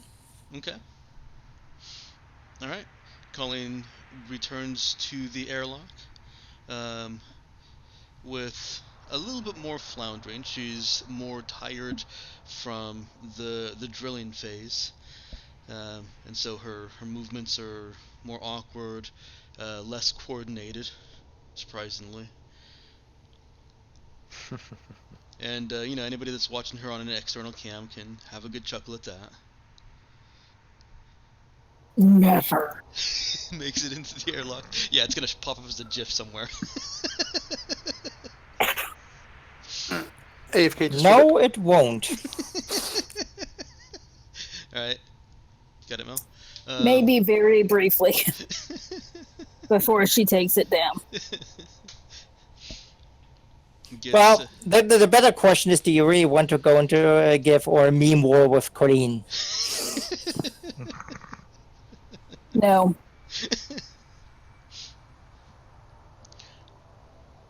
Through the airlock, into the ship, and pressurized.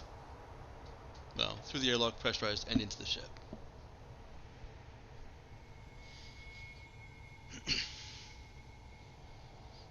Well, and then she's going to take a shower.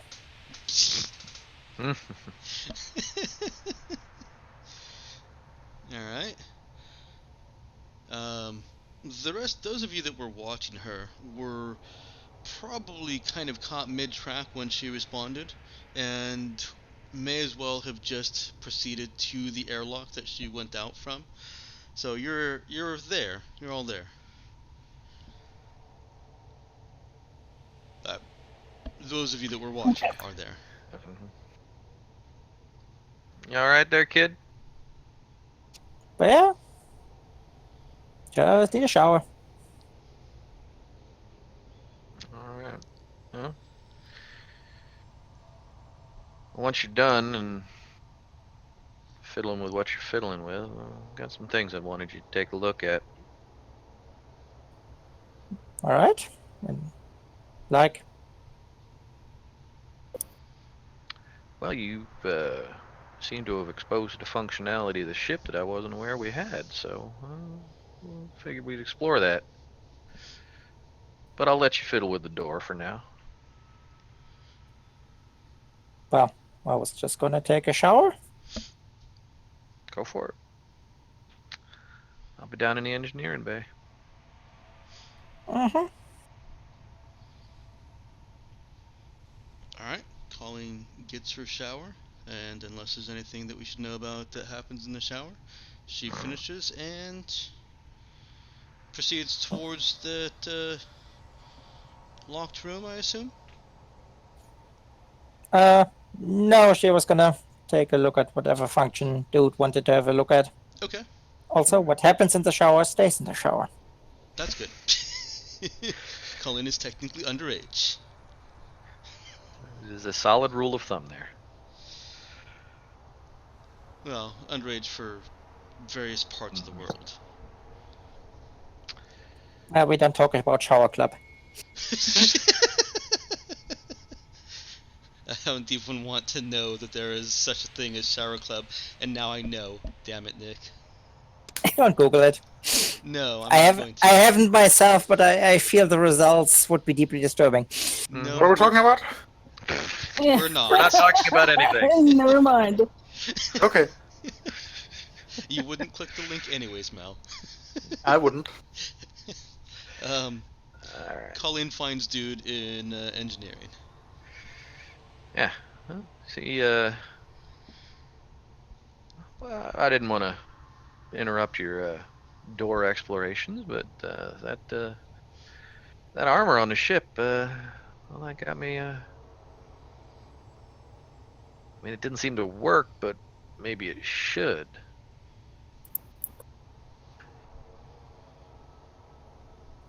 Well, probably one of the systems that's still down.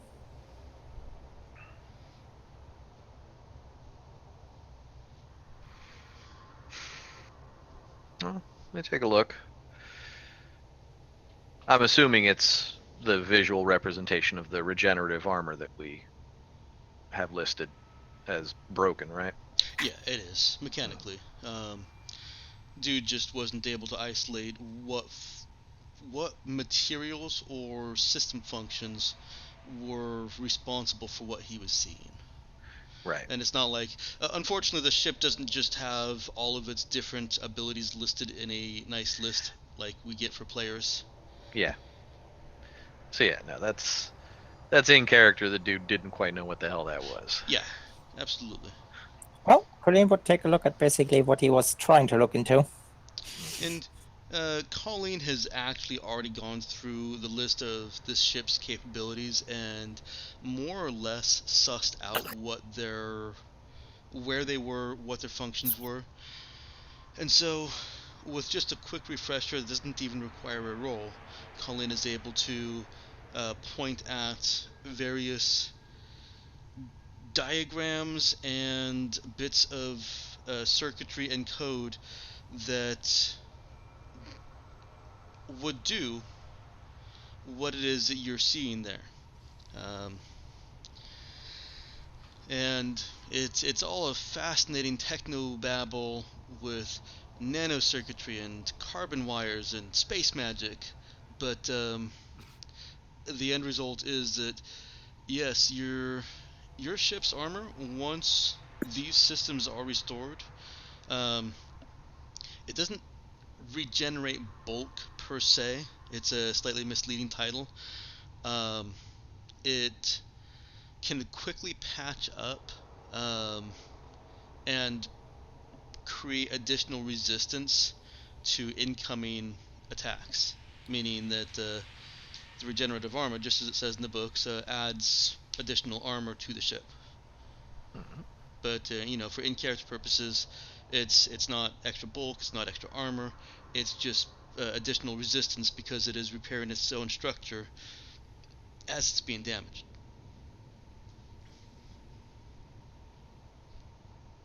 It is limited in the size of what it can repair, which is why it's only 5 points, Mhm. I think.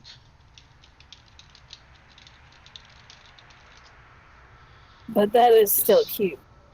Yeah, that's still pretty big, and it is 5 points. It does lend even more to you guys' assumption that this was a vessel of some mean combat ability.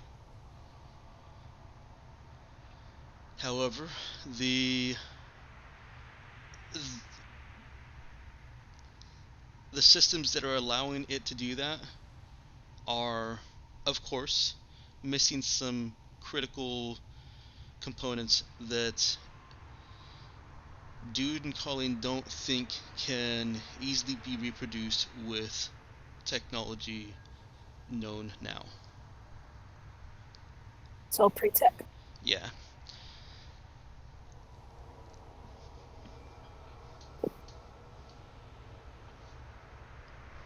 Clearly, this would be an awesome ship if it wasn't broken.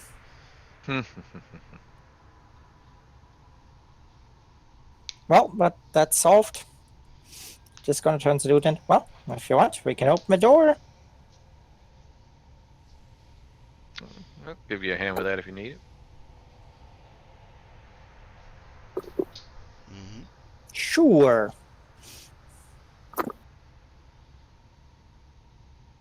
You guys head on over to the mysterious room. Cap will meet him there. Okay, I wouldn't mind being there for it as well. very good. And you're terrible at. I'll go take a look too. Okay, very good. We got the whole crew there Mhm. for At least the Xenobite. ones that matter. That way the explosion gets them all. No, it's not an explosion. It's a Xenobite. Mel's already predicted this. So Nemo takes over the ship. So everybody dies. That's his master plan. Well, he can't. He needs 3 line shots.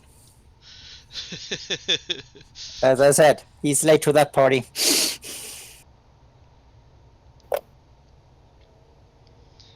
The second line shunt that you need to place is easy. You're just placing it on a section of the ship's wall that is immediate. It's open. You can just place the line shunt on the wall. And with 2 line shunts in place, Colleen can try to hack this door without being immediately caught by a redundancy system. Ooh. Well, she's gonna patch herself in and everything. Okay. And just sit cross-legged on the floor and starts working on that thing. Okay.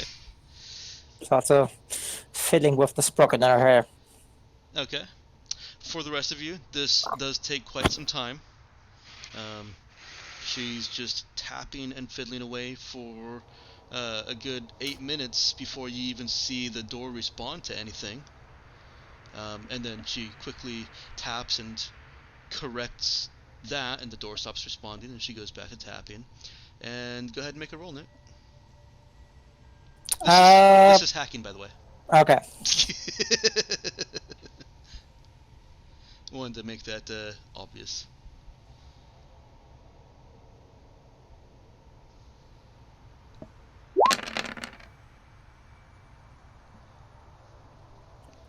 Well, You, well, should have had you declare this in advance, but that is actually enough for a complete database acquisition, which I would say allows you to know what the code should be. Or you can just subvert a system and open the door. in this case, she would like to know the code. Yeah. You have the code. What was it? 1, 2, 3, 4, 5. Which would only prove that definitely Colleen was not involved in setting that code. Get it. It was not 1, 2, 3, 4, 5. But is it numerical or is it a phrase or anything like that? It is numerical, but there's an additional encryption step to it. Timing of the button presses is also counted. So you can't just punch in 1, 2, 3, 4, 5. It's got to be 1, 2, 3, 4, 5. So it's a rhythm game.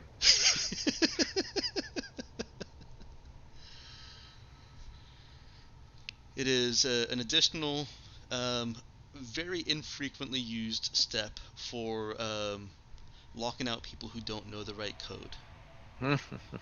And I'm using 1, 2, 3, 4, 5 as an example. It is still not 1, 2, 3, 4, 5. If you want, I will provide you with a random number that is actually the code. I didn't decide on a numerical code for this. Is the rhythm shave and a haircut? I was gonna say Dun, dun, dun, dun, dun. There you go. There's your code.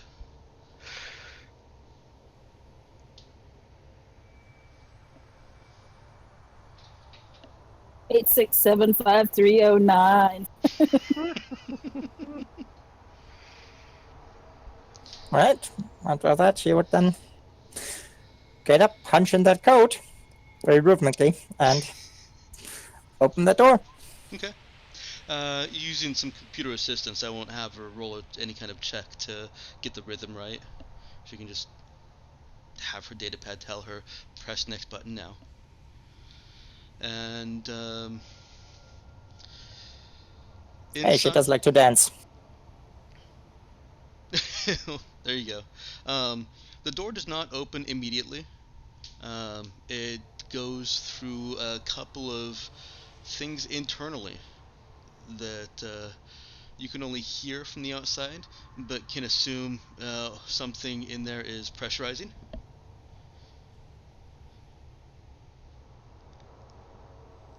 And then the door opens. It's not getting air per se, which I think is actually impossible, but whatever. So there's stale, musty stuff coming out, and inside, secured to shelves along the wall, are 7 sealed boxes.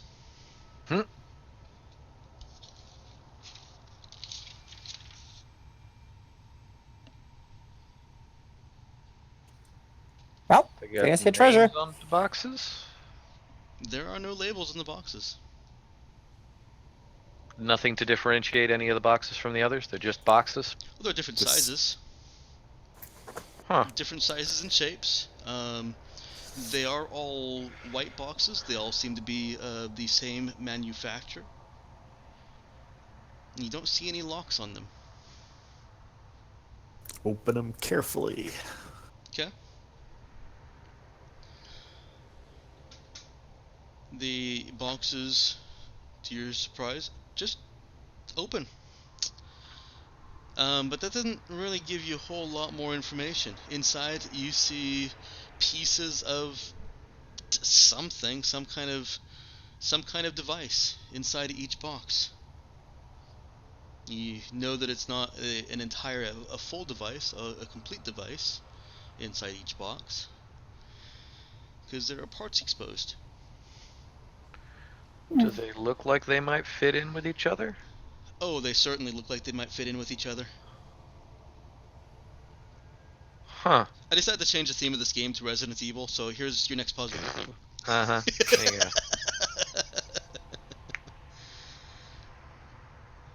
I'll look around for red and green herbs. Don't forget to Somebody find find the typewriter. yeah, don't Yeah, forget to that would find the be- jade statuette. The plants are over in hydroponics though. Yeah, you open up all 7 boxes. The pieces definitely look like they fit together, though it's not entirely obvious how they would go together. That is actually another little puzzle that will need to be figured out. Mm-hmm. But there are components or parts that are exposed, like internal parts exposed. So it's also possible you may be able to run some tests and try and figure out what any of them actually do. Well, let's get it back to the workshop. That sounds about right to me. It's like we have another mystery to solve. I gotta wonder why they're all stored in separate boxes, though. Be like burying somebody in 5 individual coffins in one grave. Isn't that what we did to Nemo? Was Nemo in multiple boxes, or was No, Nemo in he one was- box in pieces? He was in pieces in a single box. Yeah. Like, it just seems like an unnecessary step. For now, we'll keep them all in the separate boxes. I gotta figure there's a reason for it. Well, that's why I said workshop. I need to figure out what those things do, and then can always Yeah. decide not to put it together. That sounds like a plan to me.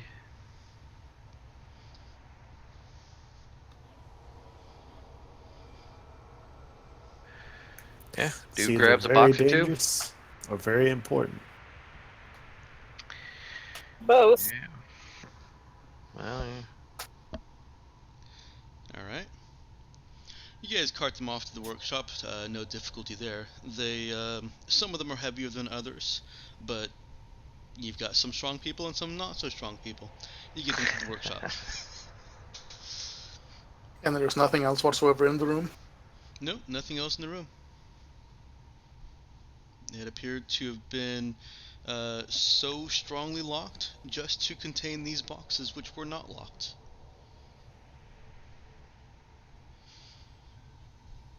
Gotta wonder what in the hell's in there. Well, we'll know soon. I was kind of There's, hoping for treasure. And there wasn't any kind of security in the room as well. Cameras, anything that might have been monitoring the room. Mm-mm. It was air sealed too, wasn't it? It was was separate from the rest of the ship's. Well, not entirely completely separate. I think that's a failing on my part of understanding how pressurizing a room works. I guess after saying that it didn't exchange air, I realized that that's how you change pressure. I think. Yes, it is. Yeah. So I'm gonna say that the pressurization mechanism is actually in the door structure, in the door lock structure, because I had previously said that yes, that room is airtight and there's no way to get air in or out of it, which Gotcha. you can't do unless you have a way to get air in or out of it. Mm-hmm.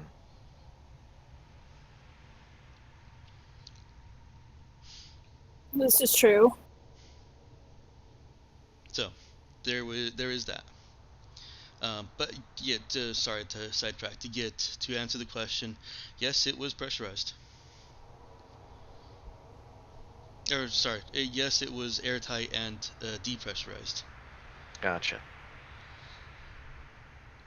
But when we got the code in and whatnot, it repressurized it. Yes, yeah. Just knowing that from a quick look at any of those components, did any of them seem like they would react poorly to atmosphere? It's hard to say. It looks like just kind of regular circuitry and wire work on the exposed internals, and the exterior is just some white composite like the boxes were. Hmm.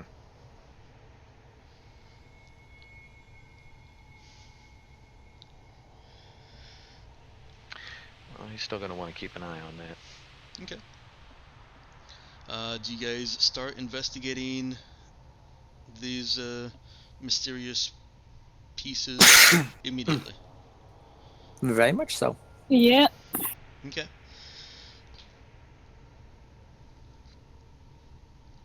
You're about halfway through day 3. One moment, water.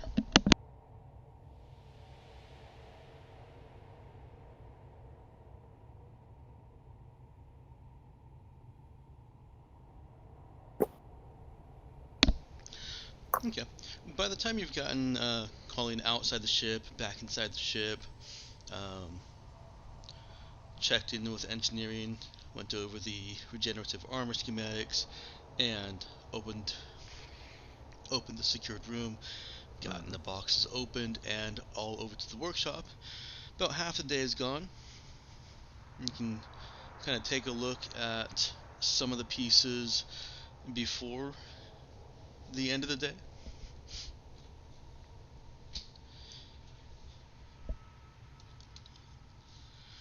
And you've got a few different shapes, but aside from one just being a plain sphere, and a couple of them being right triangular rectangles. Can't remember what those are called. Trapezoids? Geometry has failed me. Anyways, triangles with the top cut off. Yes, that is a trapezoid. Okay, very good.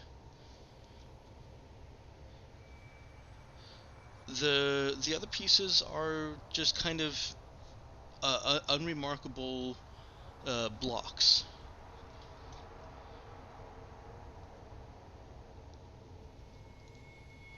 what would you like to start with? Composition of the materials. We Okay. determine kind of what it is. That's easy enough. Doesn't even require a check. You guys have a workshop. You've got survey scanners or the away team scanner. And while I'm not materials smart enough to tell you what they're made of, I can tell you that it's not a unusual material substance. It's just like a ceramic metal alloy. Right. Well, our next step would be to see any radiation, any sort of emissions. Okay. Um,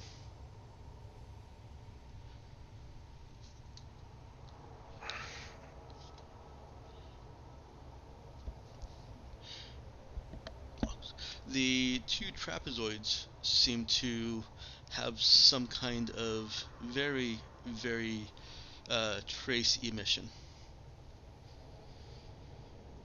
It All right. is radiation of a sort. You're not able to actually determine what the radiation is, though. Too low level. No, your tool should be able to get even low level. Okay, it just doesn't identify it. Right. Okay. Dude would be checking the the separation points. Do they look like break points or separation points? Clarify what you mean by that distinction. Do these parts look like they were broken off of each other, or do they look like they were naturally just separated? Are these pieces of a transformer, or are these pieces of a broken toy? Well, the Transformer reference is lost on me also. Look at them Think like Lego. Legos. Okay, Well- so they look like they should go together. Yes. They don't look like they were broken apart from a single thing. No. Well, if they were in different pieces, then that transformer would generally also be broken. Goddamn well. There were some that came apart, but yeah. Well, and that unless we're talking about a scrambled city style constructor that you built from multiple other robots. Geez, you're talking about Transformers, the robots. I was thinking Transformers like the thing that exploded at M. Oh, gotcha. We're talking about no, the we're toys. talking about the robots, Mike. Yeah, the ones in disguise. The robots Okay. in disguise. Hey, that Transformer could be a robot in disguise. You never know. Mm-hmm. All right. So Anyways. yes, do we have multiple Constructicons here? We just need to build Devastator. Yes. You have multiple pieces that look like they can be put together, and as I think I mentioned before, it doesn't even look like it would be difficult to figure out how they go together. Yeah, we ain't doing that yet. We ain't jumping that gun. Can we identify any electronics, or let's say anything that resembles kind of chips that could be read out to a terminal? I do not see any chips that would read out to a terminal. Well, not by default, but basically, can we identify like electronics, so to speak? Like, do we have any data ports that we could jack into or anything? No, I don't think Colin's looking for data ports. Those would be the obvious, you can do this. Yeah, it's more like think data recovery, where if necessary, you have to basically weld the copper wires to it to get a readout. Yeah, it sounds like you're basically trying to intercept whatever the circuitry is doing naturally. Yeah, or Yes. interface with it. Yeah, basically find a way to interface to either take a look or kind of see that. Basically, how we had to program the good old chips, we actually had to plug them into a board. Oh, Jesus. Yeah, it is certainly possible. You guys have the tools for that on your ship. There's, of course, the risk that you may damage whatever you're working on by doing so. Well, we'd want to avoid that, but It's the risk the curious of us are willing to take. I wouldn't want to The break these things before we know what the hell they do. Well, that's the catch. In order to figure out what it does, we kind of have to do that, unless we just want to put it together, Well, again, which also can be a colossally bad idea. So Yeah, You can spend more time. The information that I've given you so far is cursory scans. You can spend more time on those scans, like the radiation that you can't figure out really what it's doing. You can spend more time analyzing that, going through different spectrums. What I'm telling you is just this is what you can see right now. Dude's more than willing to spend more time to get more information with less breakage on these. Yeah, Colleen would do the same thing. And I Basically, it's a apologize, question I of may time. have misrepresented that to you. Mhm. Okay. What do you want to start with? You've got an idea that you may be able to intercept some data from whatever the circuits and chips are doing. You've got that mysterious radiation, and the sphere, which is actually the heaviest piece and is, for its size, almost unreasonably heavy. Clark had to carry that one. Would have made Nemo do it. Clark is actually stronger than Nemo. Oh wait, no, right. Yes, but They're one about the same. tires out. Clark is bigger than Nemo, which gives him an advantage with that, but I don't think either of them are stronger than the other. Can't remember. Oh, Clark doesn't Colleen have, would look Clark into doesn't, the Clark doesn't have a strength radiation. bonus? He does. He is stronger. I do. Then he is stronger. Yeah, he actually has quite a bit higher strength. Nemo punches harder, if that matters.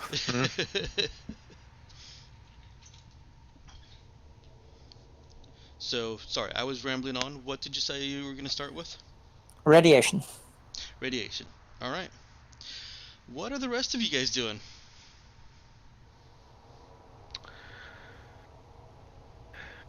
I mean, dude would definitely be participating in this. Okay. Kind of a funny reversal of how their relationship usually goes. In this case, it would be Colleen doing the work and telling Dude what to build or adjust on various devices so that she can get better readings. He's fine with that. Nemo? Stay and watch in case anyone needs assistance with anything. Okay. Cap? Clark? Cap's gonna stay here and watch what's going on. I mean, if she can help, she will, but it's not Okay. really her thing.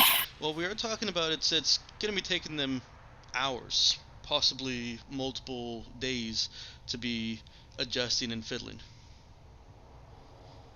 At some point, Colleen is order some fizzy drinks. Clark? I mean, Cap is really interested in what this is. Okay. If they need a gopher, she can actually help, get them things that they need. Okay. Yeah, for Clark, this is over his head. He's just gonna wait for the report after they're done. He'll head back to the cockpit and just keep an eye on things. Okay. Well, let's go ahead and get a fix roll from Dude just to see how helpful he can be on constructive support. And the way I'm envisioning this is Colleen is running scans and trying to use a survey scanner, and she's kind of like when dentists put all that crap in your mouth to take an x-ray. Mm-hmm. She's having Dude construct different things to put in this thing's mouth. Right.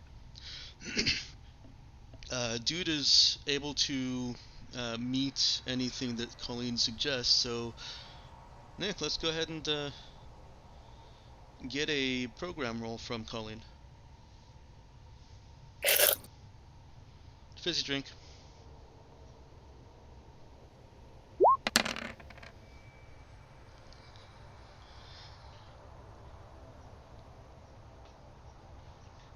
Alright.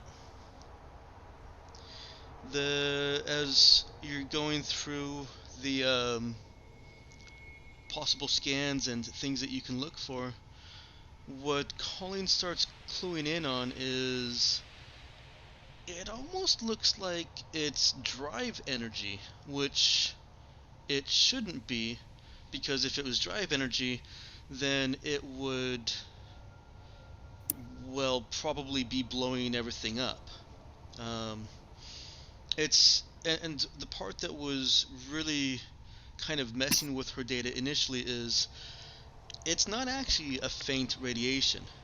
It's kind of a strong bit of radiation in small amounts.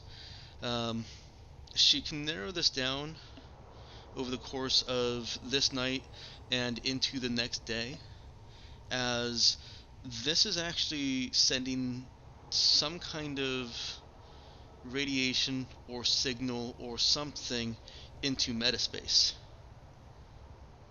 But is it dangerous to living tissue? It does not appear to be dangerous to living tissue. The emission of it is so faint in real space that it can't do anything. But it would be noticeable in basically metaspace? Yes. Knowing the composition of the room it was in, would that have blocked that? Or seeing now it's metaspace, it doesn't matter what that thing is, it will always do that? Yeah, it doesn't really matter where the thing is.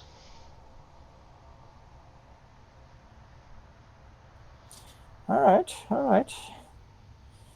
So it might be something drive related. However, having asked that question, I'll remind you again where that room was positioned.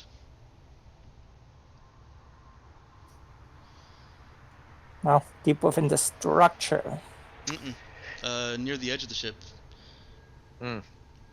But sealed in zero atmosphere. Sealed in zero atmosphere, but disconnected from any important ship systems.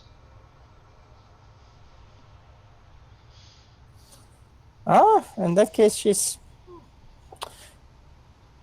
gonna bring up the diagnostics for the drive system to see, since you said it's similar at least to drive energy, to see if anything has changed, if that thing is interacting in any way, shape, or form, or warping the field that we have. You guys aren't in metaspace right now, so you're not actually generating a metaspace field. Alright, but well, she's checking anyway to see if even in this state it makes a difference, if there are any changes in the readings of the drive system itself ever since we took that thing out, and if there's something that corresponds. Everything seems to be within norms.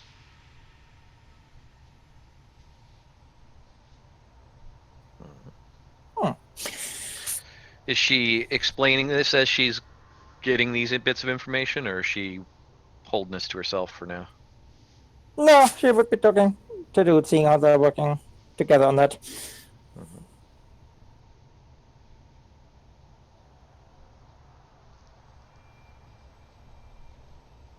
starting to think there might be a reason it was where it was.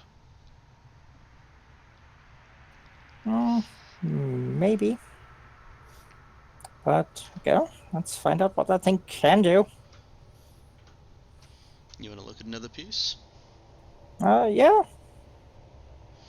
What other piece are you looking for? The bowling ball. The bowling ball. That thing is dense as hell. Probably denser. Unless you I don't know, consider the hell hell to be seems... Yeah, if you consider the hell to be the center of a sun, then it might not be quite that dense. Or nobody would have been able to move it. But it is very dense.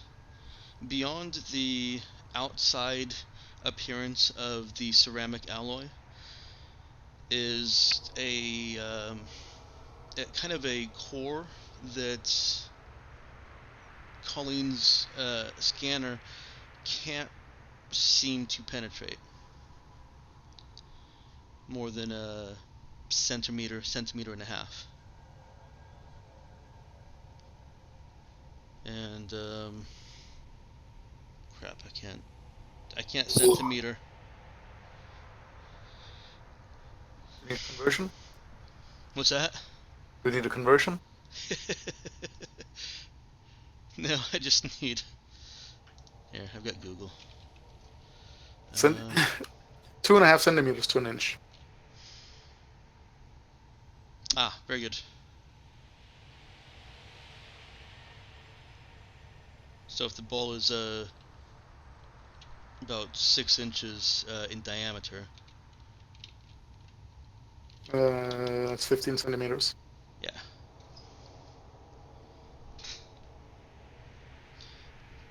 So yeah, she's able to scan through about 1.5 centimeters of it on any particular side, and the material seems to get denser and denser as the scan goes further in.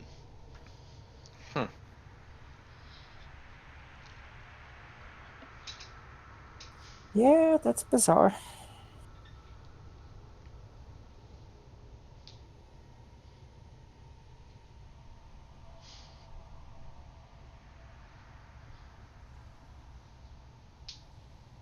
A question: the ceramic alloy, is that something we could reproduce if necessary? Not with your current workshop, but yeah, given a factory or a workshop that does things like that, you could. It's not useful for armor or weapons or more or less anything that you would make. What's that sound? MS Sorry. weapon. Yeah, it was more like the idea of if we, let's say, could have the capabilities to patch it up to maybe drill through the alloy to kind of get better readings of the core. Mm-hmm. Cat's not in favor of that.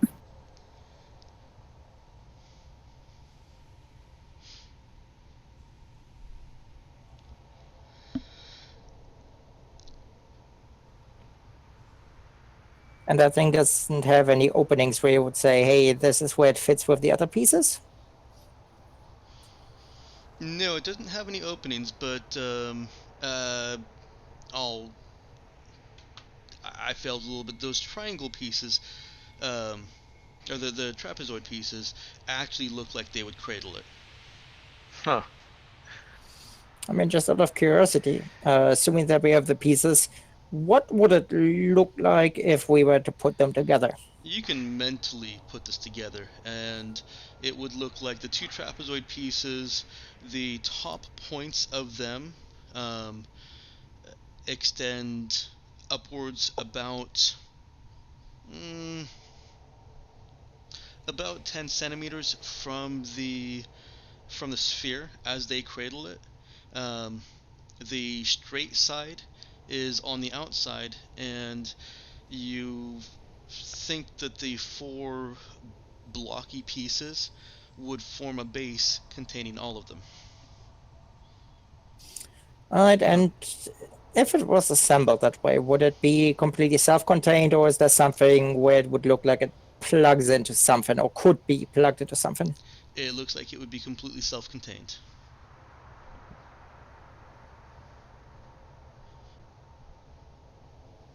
I think we should try putting it together. Sure. Is that an Emma or a Cap? That's Cap. Well, in that case, Colleen would assemble it. She does not need to be convinced of that. Does it seem like it's self-contained power source too?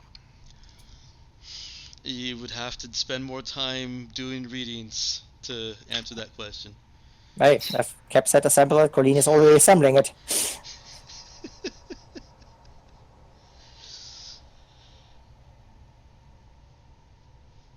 All right. That's the excuse. It's all the excuse she needed. I'm not hearing anybody stop them, so If Cap says it's all right, then dude thinks is like all right. He'll still keep an eye on what's going on, but he'll help.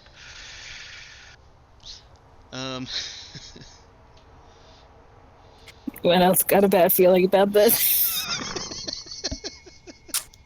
Hey, we're not playing Star Wars. Eh. No bad feelings. the it's easiest to start with the base, the 4 blocks of the base. Yeah, put them together. It does take rearrange them a little bit so that lines meet lines. Aside from that, it's not entirely obvious. I mean, the lines make it pretty obvious where things go. But if you weren't using that, then it would be more difficult. And then the Hey. two Oh no, keep going. the two trapezoidal pieces slot in on top of that, and the sphere just just the right size to slide down into the little curves left in the sides, the long sides of the trapezoids, and then rests snugly there. Um, Clark, the drive sputters out. I I check for parts in the boxes that we haven't used yet, that are as parts that are left over. There were only these 7 pieces in those boxes. There's supposed to be at least 2 I- screws, 2 additional screws and other stuff. I choke on some of the spam I'm eating and then get on the comms. I get on the alarm with dude. Hey man, we got a problem. Hey, what you got, man? Wait. 50 Dude would have like stopped and listened for a second. Shit, man, the drive's out. Is that what you were calling about? Yeah, that would be it. Did it happen like 10 seconds ago? Just about. There's a almost palpable yet inaudible hum from the constructed device. Does the ball just kind of lift out of it? No? Oh, does Oh. the ball lift out of it, like if you remove it? Uh-huh. Yes, you could. As in, could you just lift it off? Yeah. Uh, Are we currently in a stable orbit? You are, yes. Yeah, you were not yeah. using any engine juice to maintain orbit. Yeah. Okay, that would well, that's good. Yeah, we ain't gonna fall into the planet in the next even a deteriorating orbit, so it gives you a decent would- time.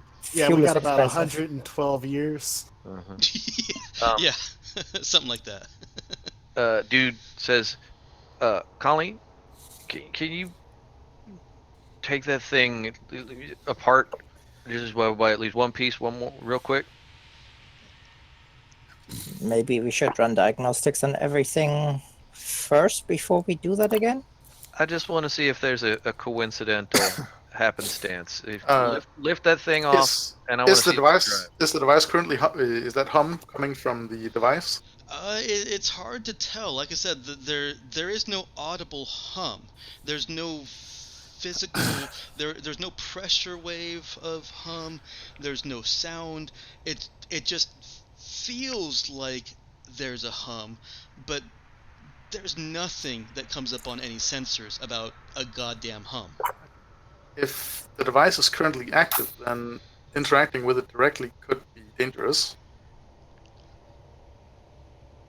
Yes, that's why I would say let's run the diagnostics first. We're not gonna crash anywhere. I'd suggest I try to remove a part if we're going to do that.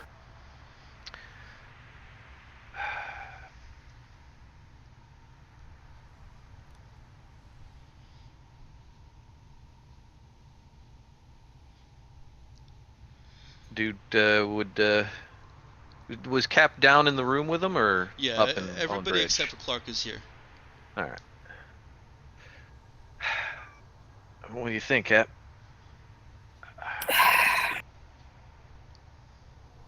I don't think that was coincidence.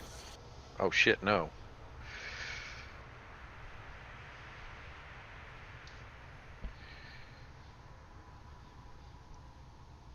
But I mean, they ain't wrong. I mean, you know what? You guys, you make your own decisions. I'm gonna get down to the engine room and see what the hell I think might be going on. And dude kind of heads out at a brisk pace to see if you could get down to the engine room. Okay. Well, Is Clark Nemo trying to Nemo do will anything look from the to. cockpit? Hang on, Mel. I turn it on, off and on again. The drive starts up? Is it? Oh, Oh, The drive starts back up? oh, Wait. it's. I got it Try going again. turning it on and turning it off and on again. And Mel, I'm sorry, you were saying something? Just the Nemo. Just turning to cap to. I think you're breaking up, Mel. I'm sorry. he's just too soft. Okay. I just said that Nemo was turning to cap to see if she thought we should try to disassemble the device. What kind of readings are we getting? It like is from it Well, right now. Dude's still heading for the engine room. Okay. Well, Colleen's taking the readings. All right. Colleen and Cap and Nemo look at the readings, and that emission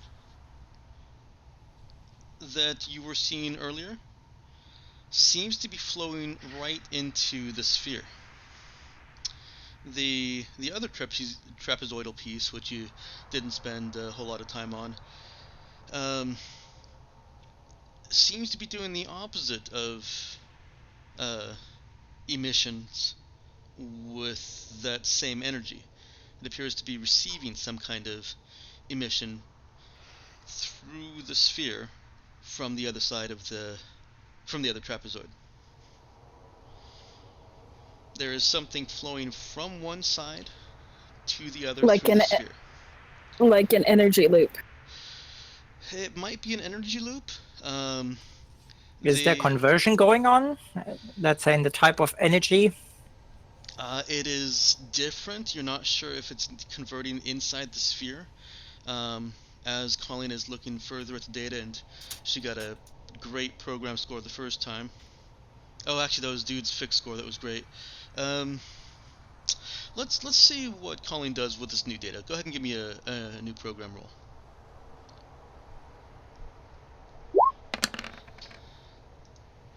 You rang?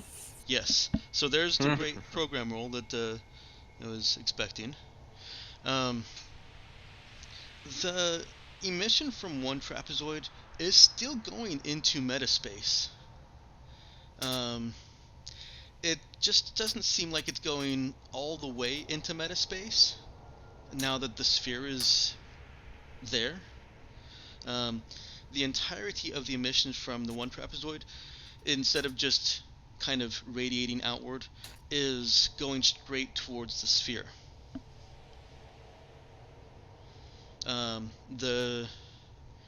What the sphere is emitting back out the other side towards the other trapezoid is, like I said, it is similar in the sense that it seems like it's coming from metaspace, and yet different in the sense that just the energy readings look slightly different from what came out. So it is either different energy or different emissions, or yes, there's some conversion going on.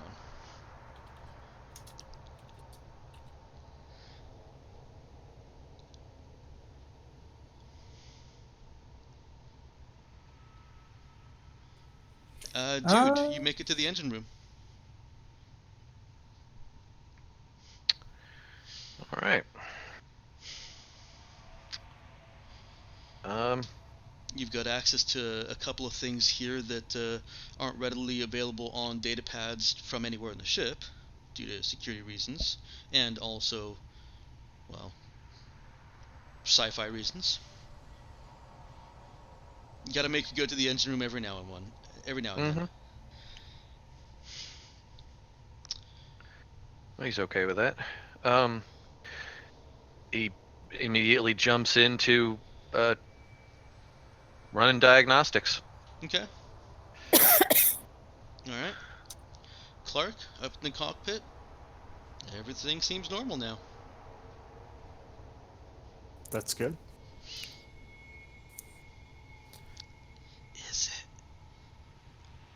Well, whatever happened, looks like it's over now.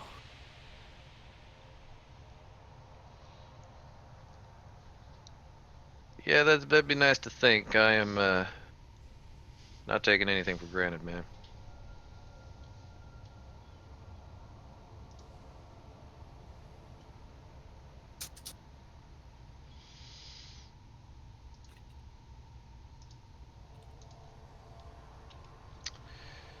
And dude continues just running diagnostics and checking for any weirdness in the systems.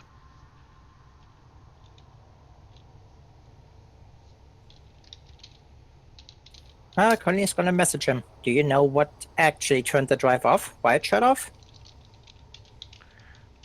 I will check on that in a minute. I am checking to make sure everything is working first. Hold, please. Nemo will try to touch the circle on top of the device. Okay. That humming that I said wasn't really being detected by any sensors is now radiating throughout Nemo's entire body. Okay. It So it feels is like he definitely is. on and doing something. Yeah, it feels like he is simultaneously floating and sinking. Curious. What? This device is definitely doing something. Feels like it's affecting my internal gravity. Like I'm trying to float and sink at the same time.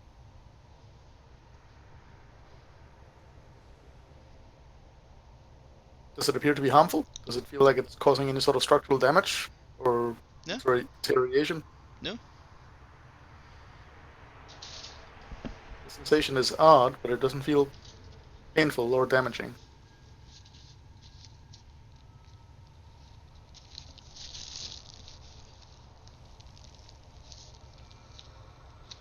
Does it Anyway. sound like? Can you refine the frequency? See if it's something that's like some kind of message. I'll try, but I don't think it's I'll try, but I don't think it's transmitting anything on any channels I can detect. I'll try nonetheless. Has dude found anything on basic diagnostics? One moment. How is Nemo trying to do that data? What's he trying to do? Oh, he's just running through the channel, running through his espionage suite, see if the device is transmitting anything on any channel any communication channels that he can pick up. Okay. Uh, I'll answer that in a moment. Over to Dude. Um, yeah, there's a blaring error that he can kind of start with and follow that thread back to its source. Um, and the error appears to be no metaspace available.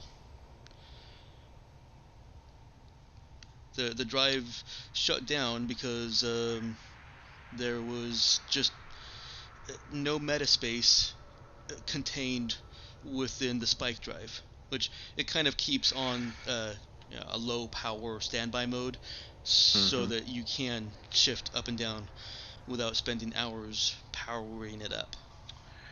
Gotcha. So that thing shut the spike drive down. That thing shut the spike drive down. You're 'Cause currently it's currently in the. It's going to take hours to spool back up with the metaspace. Normally, you can shut a spike drive down without losing the metaspace in it. In effect, um, something spooled all the metaspace out. All right, but it didn't break the connection permanently. The drive acts like it could be spun back up. Right. And How long? there are places in space. You guys don't know them directly, but it's a reasonable. You can see that it's a safety feature that the drive would shut itself down at this point, or at the point where metaspace is completely inaccessible. All right. Because you've got to have for metaspace in real space, you got to have metaspace in metaspace. Right. So it's not catastrophic like having to shut down an MRI machine. No. Is that catastrophic? Not that anybody yeah. actually knows what the reference is, but just say yes. Well, yeah. No, it's not. No, it absolutely is catastrophic. I'm just teasing yes. you because you're using a reference that hardly anybody will actually know. Well, you got it, and that's all that's important. No, I just agreed with you. Why would fuck's sake? Why would that be catastrophic? Why would that be catastrophic? I'll tell you when we're done with the game. Yeah. Okay. Thank you. So, how long does Dude think it'll take to spool up? It's going to take 2 or 3 hours to get the drive back to metaspace function. You can move around right now. Oh yeah. The drive is active. You can move around in real space, no problem. Mm-hmm. But if you needed to do a spike drill like right now, well, it wouldn't matter because you're not at the edge of the galaxy or the edge of the system, anyways. Yeah. Now, Dude is still he's going to hop on comms. Hey, Cap. Whatever the hell that thing did, sucked all the juice out of the spike drive. Like, what do you mean sucked all the juice out of the spike drive? Well, I think that's, without getting super technical, I think that's about the best I can do for an explanation. Picture our spike drive as being a nice big fat orange that we occasionally juice to get to where we're going. And then it fills back up with juice. We got a tree that grows another orange. Well, that thing just dehydrated one of our oranges. We ain't going nowhere anytime soon. Not that we would, but we couldn't even if we wanted to. Are you saying it used our fuel?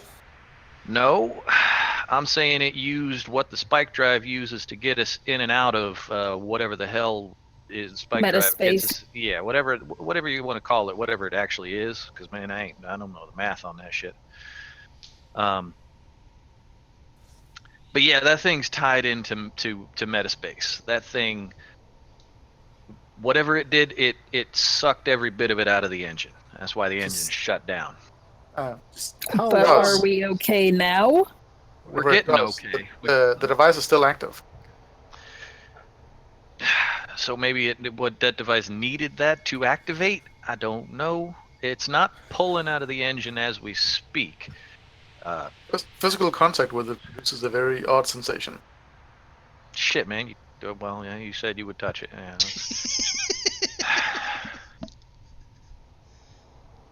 I'ma touch it. Sorry. Does Cap touch At least it? he didn't lick it. He touched the butt. Jesus. You guys and your memes.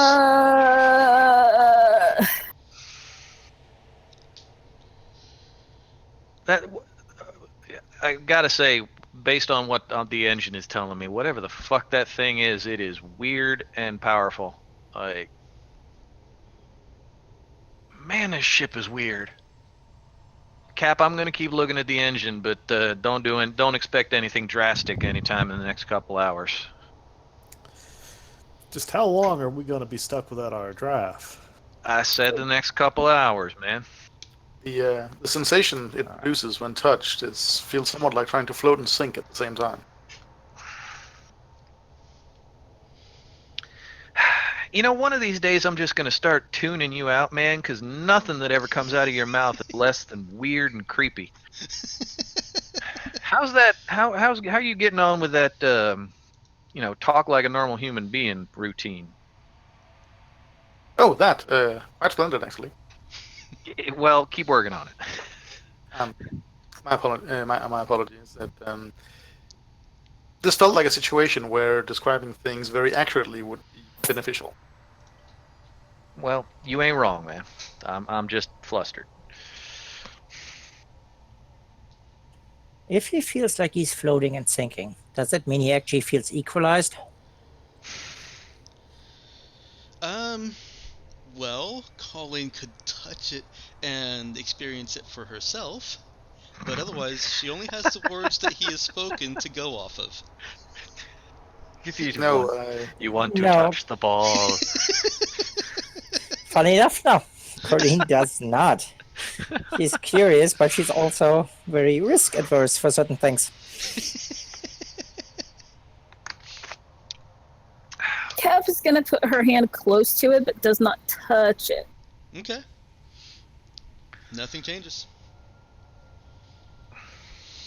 She's gonna very gently touch it with a finger. I'll add to that you know, before she does, you still feel like there's a hum in the air, but like I said, you can't pinpoint that feeling. It's like how people would describe the hairs on the back of your neck standing on end. Although actually I think that's a bad analogy because they actually do that. Mm-hmm. But okay, better analogy. When you feel like somebody is watching you, there's no way for you to actually know that they're watching you. There's no observation that there's something watching you, but you feel like it. And that's how how this hum feels. It feels like there's a hum, but there's no data to support that observation. When Cap touches it, even with that point of her finger, she experiences the same sensation that Nemo did. Like she's trying to float and sink at the same time. She can feel her feet on the ground, she can feel her finger pressing against the sphere, but her entire being is trying to float and sink. Oh, weird. You all right out there, Cap? Yeah. What Nemo said is true. That's exactly what it feels like. I feel like I'm flying and falling at the same time. Cool. Thank you, Captain. But fucked up. Yeah. Can you not touch it?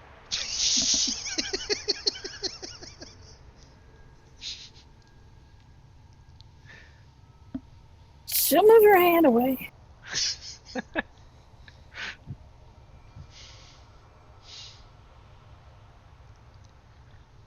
Were you and she, well, dude has no way of knowing that, so he kind of asks, were you able to stop touching it? It let you? I assume it let her stop touching. I missed that, Emma. What was that? I assume it let her stop touching yeah. it. Yeah, she moves her hand away, her finger away, and the sensation fades. And you're left with the indescribable hum.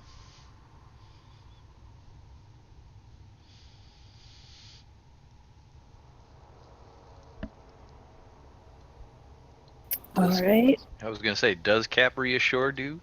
Yes. She says, I'm fine. I'm fine. All right, cool. I lost track of what Colleen had suggested dude check on the engines. Because he was running diagnostics, but somebody else said, why don't you check something else? What the hell was it? I missed it too. Nick? Well, he already went into that. Basically, what actually turned off the drive, and in this case, Gotcha. juice got Yeah. sucked out. Okay. Yeah. Well, the description of juice got sucked out isn't entirely accurate, but it's a great visual for describing it to people who don't know engines. Right. Yeah. He like I said, he wasn't gonna get into the technical terminology of that shit. Yeah. Can he even make a guesstimate on the mechanism for that? Yeah. Metaspace disappeared. Well, right, but how? Was there a transfer of energy? Was there a motion through the ship? Did it move through the hull? Did it just cease to exist inside the ship? Go ahead and give me an no roll for that. All right. Yeah, that's going to turn out great. That was one of the things I considered putting points into to get from a -1, but decided not to.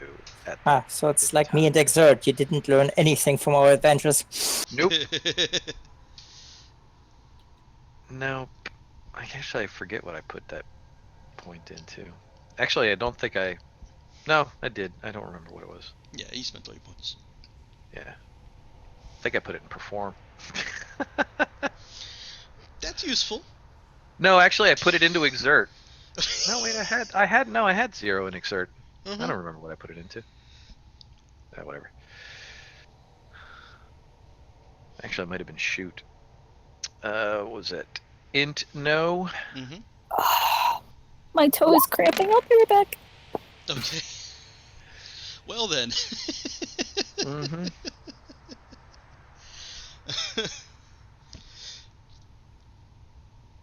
So he's trying to think of any reason why metaspace would just go away.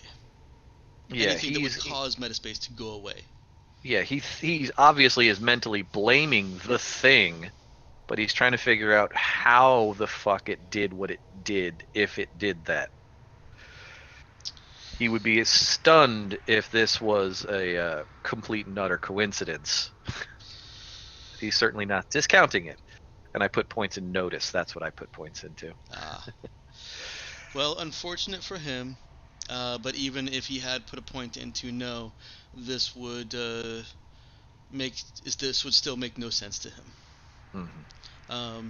Play spaces of null metaspace are just that. They're spaces where there's no metaspace connection, as far as people have been able to. That's the best people have been able to describe it. There's probably still metaspace out there because it's just out there, but it's not accessible. They're like a sheet of paper. You put it somewhere, and that's where it is. It doesn't suddenly appear and then go away. Mm-hmm. So he doesn't think that's what happened here, because otherwise we wouldn't be able to be respooling back up. Well, that's exactly what the data is saying happened, though. Is that you were in a space of null metaspace. Okay, I mean, he looks at that and goes, all right, so the system thinks we drove through just a patch of null metaspace and then came back at it. He thinks the system doesn't know what the fuck it's talking about because he's still mentally blaming the thing for causing that. So he can't figure out the inciting mechanic of it. He just has a suspect. All right, cool. Does anyone else want to take a stab at that? I mean, Colleen would, while they've all been touching it, she's basically taking measurements, and she Okay. would also try to see link up of the ship sensors to see, does any of this extend even beyond the ship? Is there anything measurable around us? Yeah, you can go ahead and well, let me ask: is dude kind of talking out his thought process, or is he keeping it all internal? He actually probably would have opened up a sub channel to Colleen just to kind of get her insight on this shit, Go because ahead and throw an he's int no mechanical also. but not mathical. Colleen can go ahead and throw an int no at that too. No. Can I try as well? Yeah, I'll let you. Give me a moment. I'm Okay. smarter than this. Yes, Nemo can try also though. Okay. Just take one sprain. See, I am smarter than this. Switch modes. Also, since this is day 3, am I losing another system strain? Not yet. You've rested 2 days. Okay.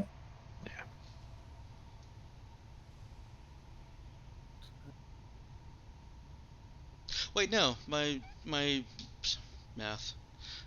Yeah, you rested 1 night from the ship. You did the repairs. That first night was a system strain. Did the repairs. Rested for a night.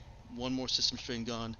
And then Colleen went out and unlocked the room, which is what gave you access to the box. Spent half a day doing that. Spent half a day surveying the box.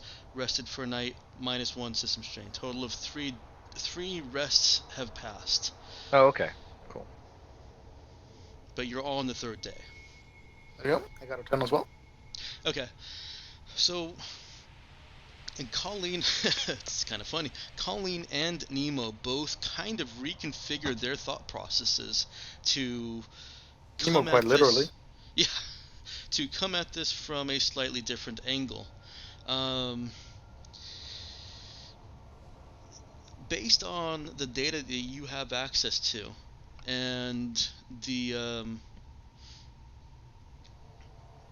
and what you can ponder through, it doesn't extend beyond the ship.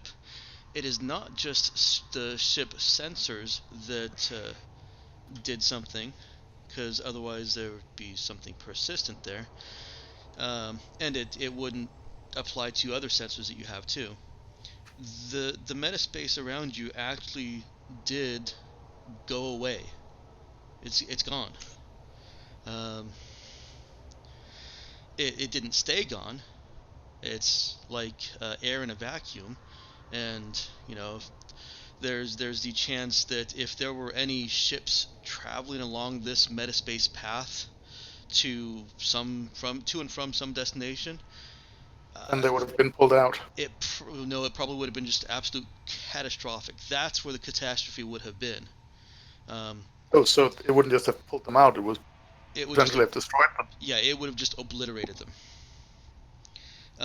And one thing that keeps ticking at the back of both Colleen and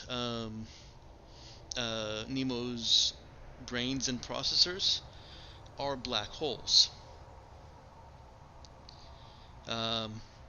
Science still hasn't been able to get into a black hole and back out, but the theories surrounding metaspace are that it also can't exist inside of a black hole. Nemo would like to open a private sub-vocalized channel to the captain. Okay. Captain, can you hear me? Yes. Well, probably. Is anyone else in the room with Nemo and Cap? Are they the only one left? No. Colleen, Nemo, and Cap are still in the room with the device. Okay, well in that case, yeah, definitely a sub-vocal. So Cap would hear Nemo without watching his lips move. And Colleen would be able to hear anything that Cap says. Yes. So we'll keep this in a public channel here. I believe this device has a potential to be a catastrophic weapon. Any ship, if another ship was traveling near our path, near our general vicinity when that initial activation happened, that ship would likely have been utterly obliterated. Placed in a heavily trafficked trade route or something like that, this device could cause unfathomable damage. A terrorist weapon of almost limitless magnitude.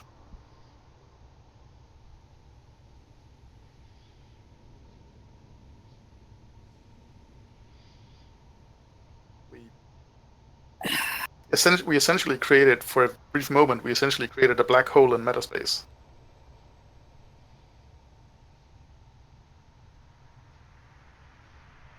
That's bad. You're kind of distant there, Emma. I heard I that's said bad. that's bad. Yeah. Yeah, I did hear it. Just wanted to let you know for adjusting. What's bad? That's why I decided to convey that information to you privately, Captain. Do with it what you will. I think we should disassemble this thing and put it back. Immediately upon Cap saying that, I'm gonna pause the scene here, and I'm going to utilize a private channel here. So, one moment. You guys are going to be, you can talk amongst yourselves. Try not to do anything RP, just because I want to keep all of that. I want all of that. Not just for the stream. I want all of it. Mm-hmm. So I will try very hard not to pretend that I'm someone else while you're gone, Mike. very good, very good. You guys get a short break. All right. Yeah. Nick, Yes. immediately upon Cap suggesting to disassemble the box, Colleen gets an incredibly powerful flash of um, white explosions. Explosions, light, white, kind of makes common sense. But what you heard, although Colleen didn't, about creating a black hole in metaspace, it kind of feels like maybe the inverse is more likely. Um, in this flash of vision that she gets, white holes have never been proven. White holes are a fantastic sci-fi myth, but that's exactly what it feels like you're seeing after hearing the suggestion of disassembling this device. All right, all right. Just with our own thought process, which is not what Nemo said, but how likely is, I mean, her theory is far less of a weapon and more like either that thing can manipulate that. If she actually heard that, her first idea would have been the man's an idiot. Oh wait, Because the time. can you repeat that for me? Yes, I mean, she has not what Nemo has said, but her process is far less of a weapon and more like something that can either amplify a drive or, like you said, with the white hole, basically an exclusion bubble. I mean, what would she think would happen if this thing was activated actually in metaspace? Would it also disintegrate the ship it's on?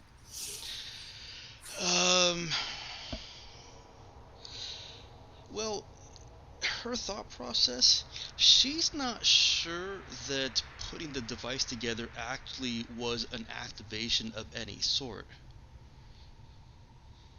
That's like plugging a computer in, starts putting juice to it, but doesn't turn the computer on.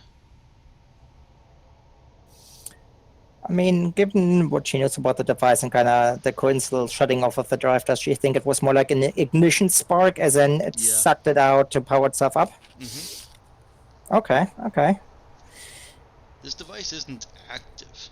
It hasn't deliberately done anything.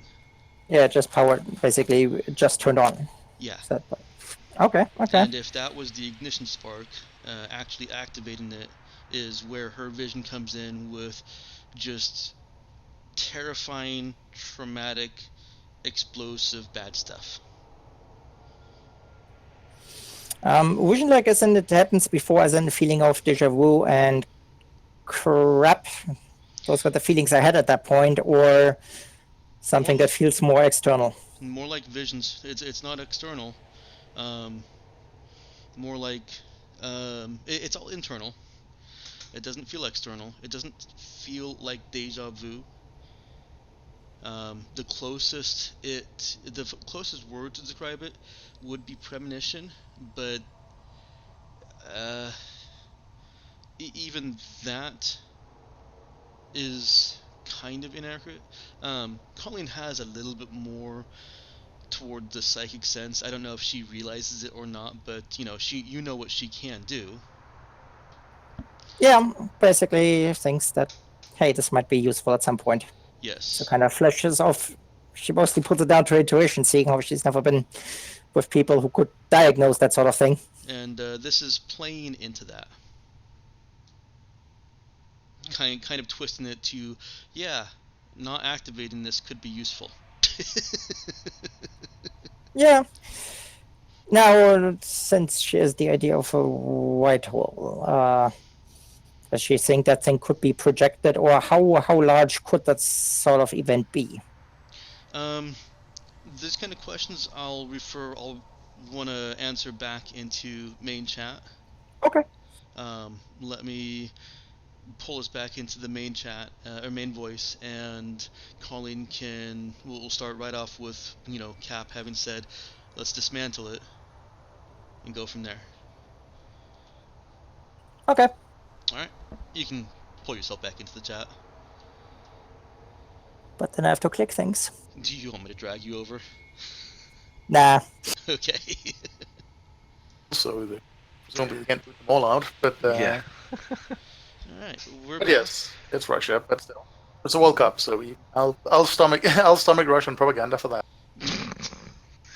Awesome conversation to come back to. Oh yeah. I assume sports, and I know nothing about world politics, geography, or sports. So, Yeah. Perfect World Cup. conversation to not be a part of. FIFA World Cup in Russia starting in 4 days. Denmark is playing. okay. Um, so we are going to spring right back after Captain suggests dismantling it. Captain, let's not do that. What, disassemble it? Colleen looks Yes. suddenly kind of scared. Unless Nick Why? finds reason to say otherwise. No. She looks kind of shaken and kind of massages her temple. Don't. I can't exactly pin it down, but first I think it's a bad idea. But I was also going to ask, what is bad? Cap looks at Nemo.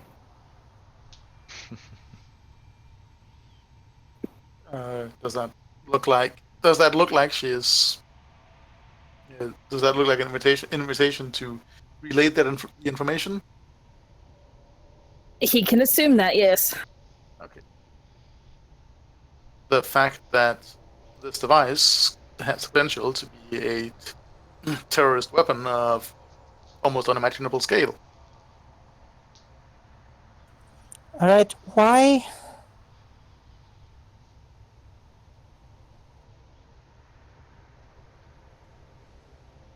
Because it appears to create the equivalent of a black hole in the in metaspace of an activation.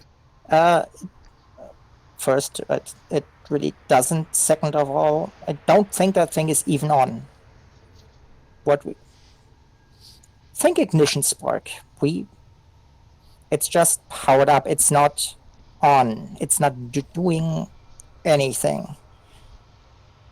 Don't, Yes, Captain. Don't ask me Regardless, how exactly I know that. Just trust my feeling on this. Let's not take this apart. Is that going out over an open channel? the initial activation No. of that would have destroyed any ships traveling nearby in metaspace. It's not activated. It's just, for a better word, plugged in. And second of all, do you know how you would have to time this to make this work? The bubble filled in nearly instantaneously, unless you're literally on top of another ship. Which also would be bad. You would have the same effect, being right there. Just, Captain, just trust me on that. I can't better explain it, but I just had a feeling. And so far, my feelings really haven't been wrong on these things. But you need to know more. So just, in this case, I can't, as I said, I can't give you concrete evidence on this. Just trust me on this. I will figure out more. But let's not disassemble it right now. I would strongly suggest we do disassemble it immediately.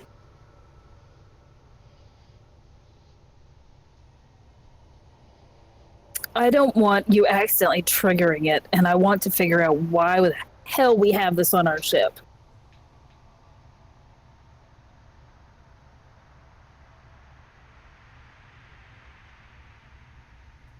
Well, and let's just not, like, touch it. Just let me do my thing.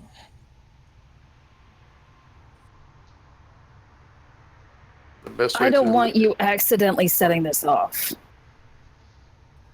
I won't.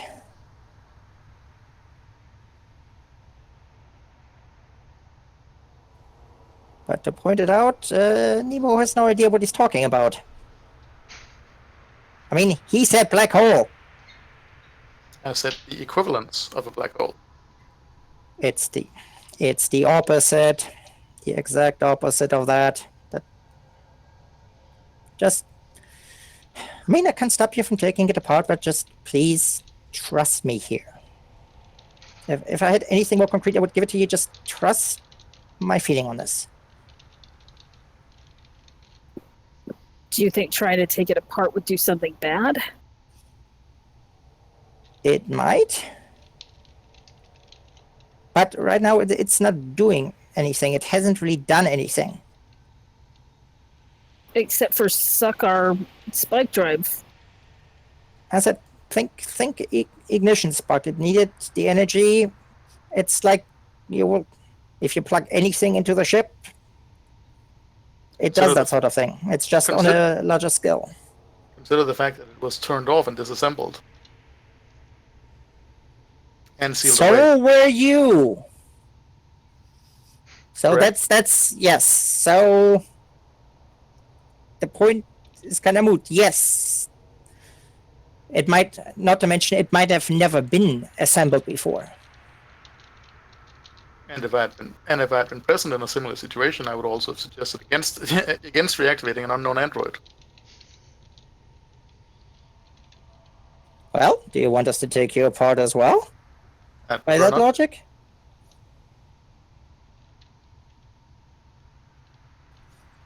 I would prefer not to. However, I would suggest that we disassemble this device until we learn more about it. That might be just as bad. As I said, Captain, I can't give you anything more concrete yet. Just sometimes I get these feelings and then they're really never wrong.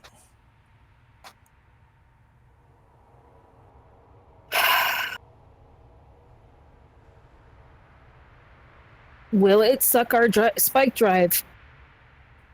No. Clean of energy again. Not once it's recharged. No, at this point it's just running. If we take it apart and put it back together again, then probably. If we take it apart, it might also release whatever energy it's doing. It's the equivalent of taking apart a machine that's running instead of, let's say, shutting it down and then disassembling it. Can we shut it down? Give me enough time and I can give you a definite answer on that. That's the thing. Right now it's on. You're trying to take something apart that's running and it's dealing with energies that are next to incomprehensible.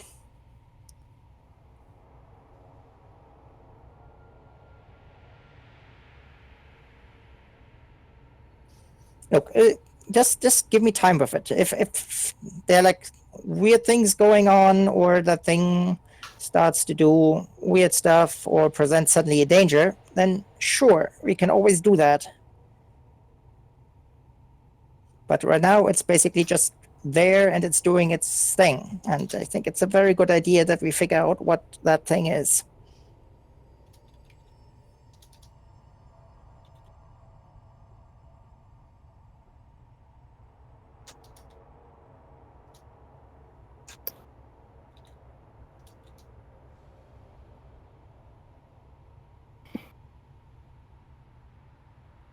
I said, if I'm right, that thing is something that's never been scientifically proven, so to speak.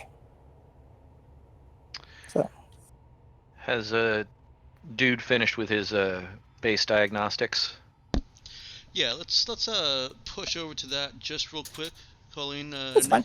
Recall, keep in mind what Colleen just said, that breaking the conversation open, but I also feel like it's a good point for anyone to take thought on what she's saying. And meanwhile, the engine room explodes. I don't think Mike would do that to us yet. You say that? I said yet. Let's go to the engine room. Dude. Mm-hmm. Tell me what he is. How is he focusing his analytical efforts? Well, I mean, basically, the first thing he checked when he went down there was to make sure that nothing was actually broken. Once he saw the light of the oh shit metaspace is we got no meat space in our meat sandwich. No, you've got no metaspace in your meat space. There you go. Once he had at least, had made the explanation and verified that while it was gone, that it was at least trying to recharge and didn't seem to be erroring out for anything like that. And if he couldn't get a decent handle on what he thought the root cause of it was,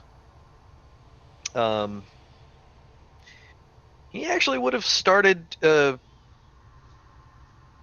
looking at.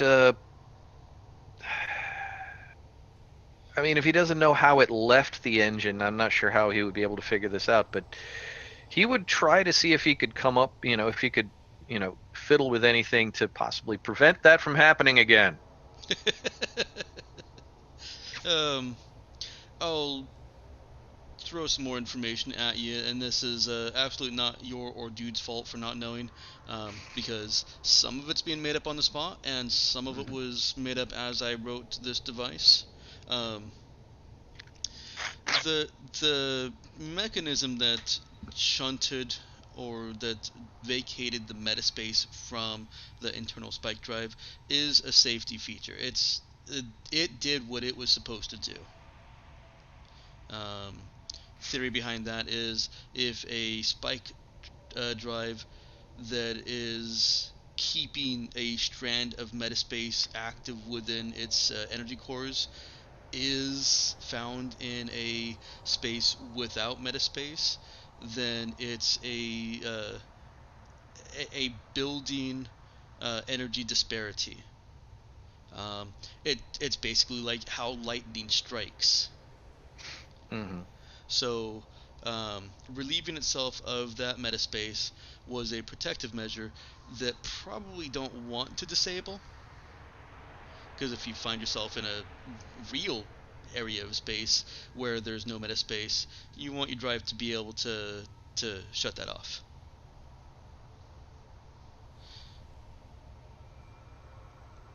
Mm-hmm. So yeah, sorry I did not go into that much detail with you earlier. I gotcha.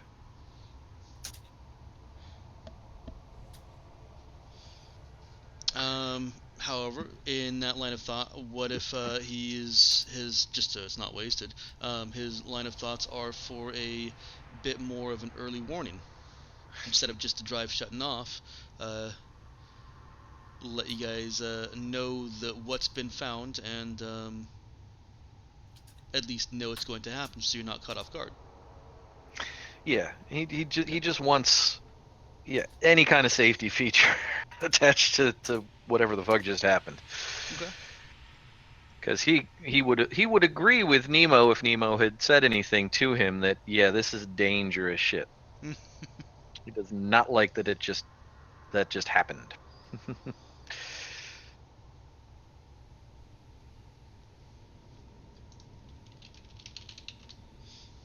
Okay. So did I is there still something that I can answer for Dude for what he's been doing, or did I just answer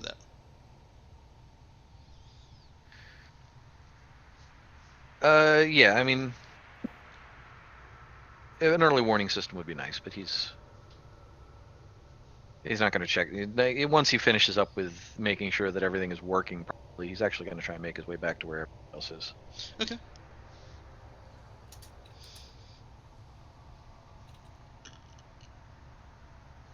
One moment.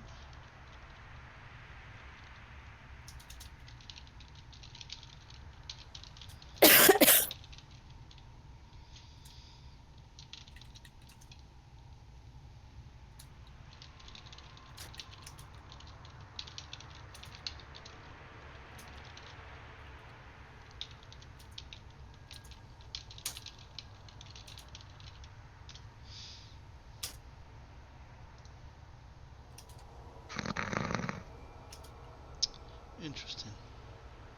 Does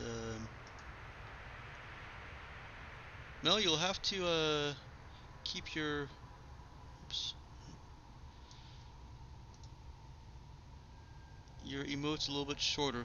The entirety of that did not show up in the chat. What? Shorter than 2 lines? Well, it got to strut like a, and didn't show any further. Oh, On well, the it one didn't that I just miss did. completion. Yeah, I mean it. Wait, what? The one that you just did, or I'm The one that confused I now. just did, yeah. In the in-game channel, so got to where then? On the stream, it only shows up to and strut like a, and then the rest is cut off. I'll fiddle with that later and see if I can make any adjustments to that. But it may simply be that there's a per message limit to what this will display. That's like the 2 lines and 1 word you just posted in the in-game chat, Hmm.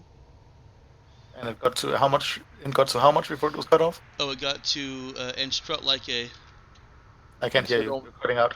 it got to strut like a. So it only missed champion and all claims are metaphorical. So it didn't miss much off of that piece.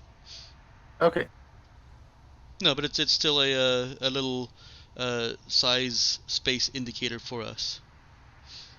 And like I said, I will fiddle with that later and see if there are any adjustments that can be made. Let's go back to Colleen, Cap, and Nemo. And Nick, did you hold that thought that Colleen had just said? That's all of It wasn't much of a thought, and Okay. more like Did all of that go through, Mike? Let's take a look. That did all go through, yes. Interesting. Oh, yeah, that's only 3 lines on the size that I've got Discord at. So that size is a good size. That's 1 2/3 line from my side of Discord. Okay. You could probably do 2 full lines because you had a little bit more space. Size does matter. That's what she said. it's more about how you use it. I feel like I'm playing D&D and counting words for a sending spell. Yeah, but you love it.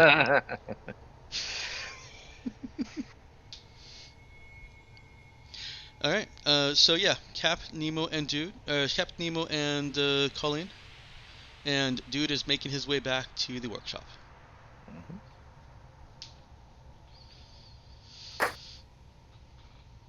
Anything going on with Clark?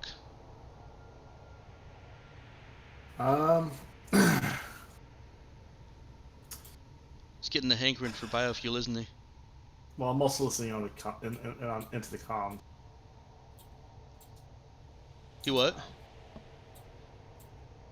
Is everyone just talking to each other without the comms, or?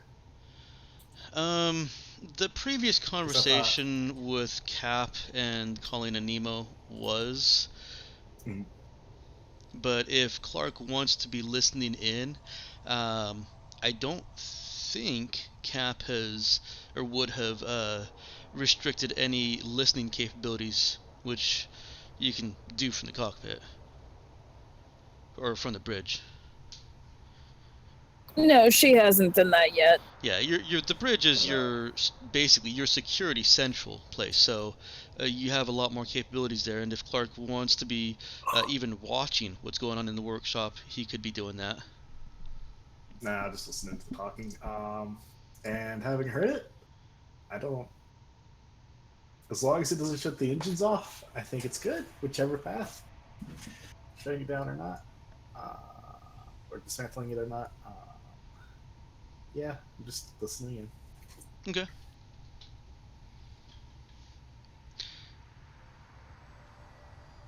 All right. Is there any continued discussion or debate about what to do? He was awaiting Cap's decision. Well, a lot of other things happened after. So,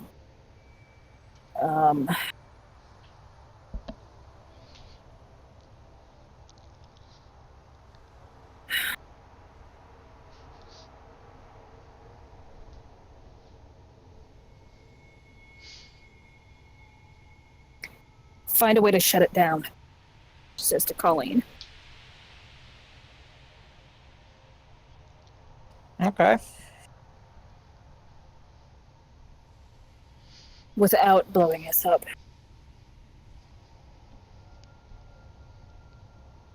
All right.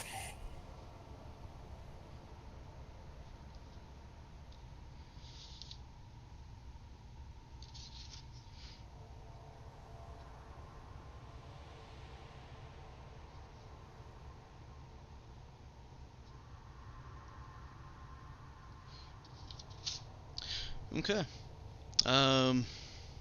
Dude. Does she look like she's actually going to do that?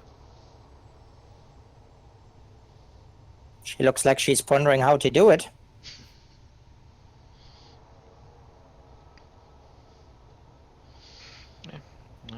Dude would have eventually made his way back to that room, or the engineering room, I guess, was where we were doing it. No, a workshop. Okay. Did you see the message for Dude, Matt?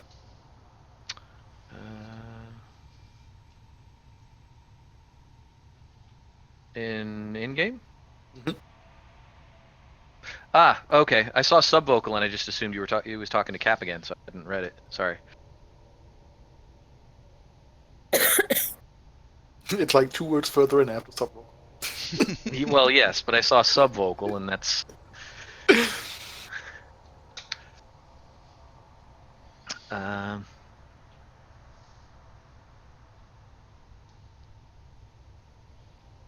Well, if he gets that on a single channel, he would just have replied back on while he was still walking back into the room. Yeah, that thing's. I feel like it's dangerous, but I also feel like I don't understand what the fuck it is. Colleen, I mean, it's kind of walking and talking. Shit, she knows her stuff, and she's got some more insights into some of the more techno stuff than I do. I mean, I can put it together, but I don't exactly understand how it works sometimes.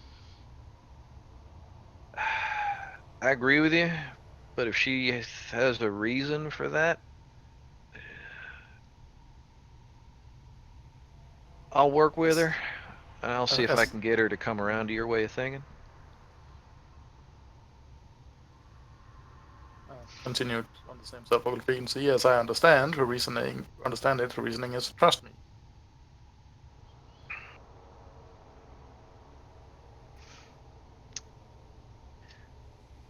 Well, I mean, people make irrational decisions. I mean, sometimes they're still right.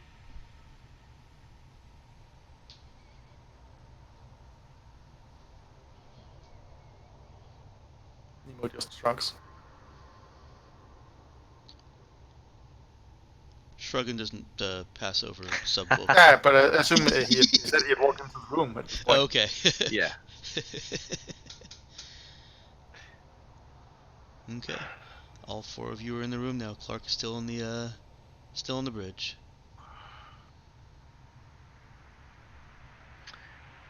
Cat will then say to Dude, I asked her to find a way to shut it down without blowing us all up.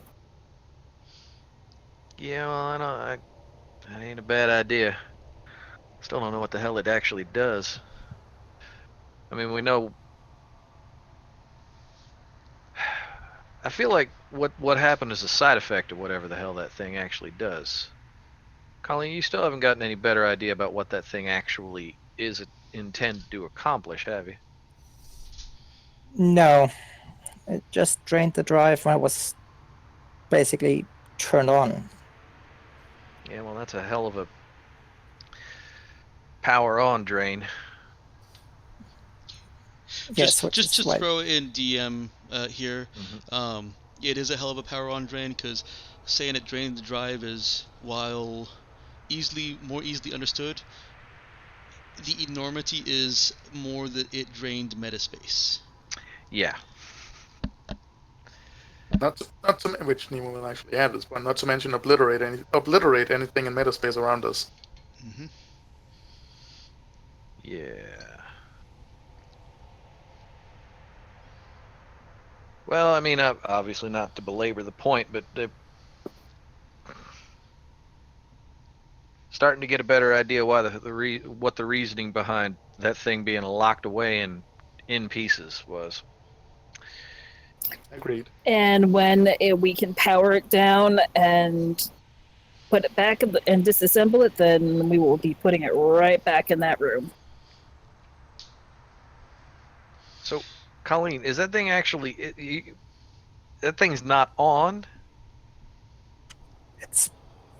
That's what I'm trying to figure out. All right. It basically it's plugged in, and it's doing what it's doing. And I don't think it's actually on. It's not doing anything. I'm pretty sure we would see that. Well, yeah, I kind And of get this, that. as I told the captain, I can't explain it any better. It's just there are times when I know things, and it's one of those times. If I could articulate it better, I would. So, if you don't want to take it apart again, what do you want to do with it? Well, figure out what it does, and as the captain said, deactivate it. All right. If So, it is a machine, it is just like I told her. At this point, if we try to take it apart, it might be the equivalent of basically imagine taking apart like the spike drive while we're in a spike drill. right. Okay. So you're fine with the idea of turning it off. You just don't absolutely. want. All right. You just don't want to take it apart again. You want us to try and find the off button. Yes. I'm down with that. And ideally, what it does, so we at least have an idea of why that is there. But shit, yeah, man. I'd agree with that. At this point, it's more like we need to understand what that thing is, because otherwise the consequences could be, well, catastrophic. Yeah. Cap, you all right with us spending a couple of days doing nothing but figuring this thing out? The shuttle's fixed, and the ship seems to be running okay once the metaspace pulls back into the drive.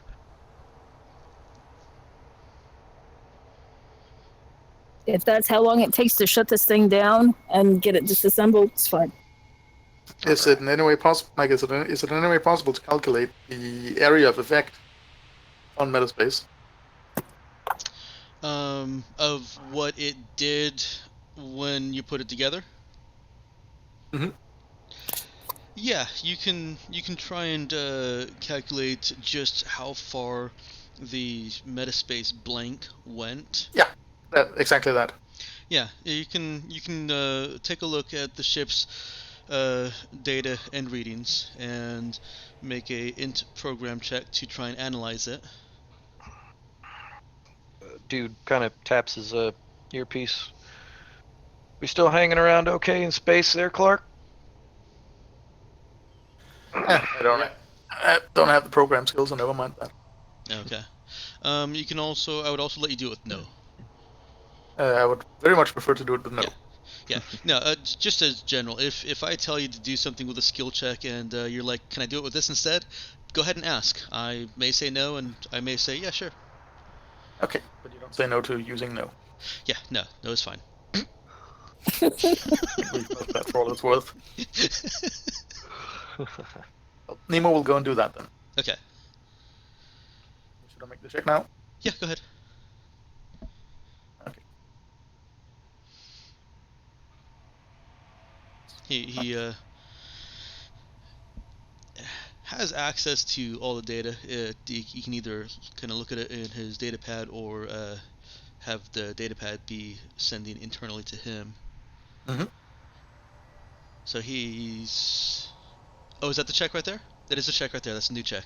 Yeah. Oh.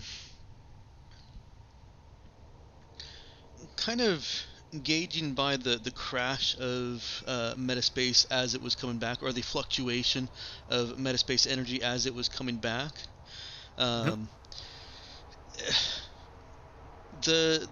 The absolute range of it doesn't seem huge. it would be maybe a quarter the diameter of the star system you're currently in.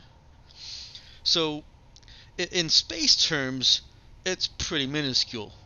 But in terms of actual Geographical terms, it's pretty fucking huge. it is pretty fucking huge. So, at the very least, it enveloped both around Lalati, Madeira, and the station. Well, depending on where they are in orbit around Azi, yeah.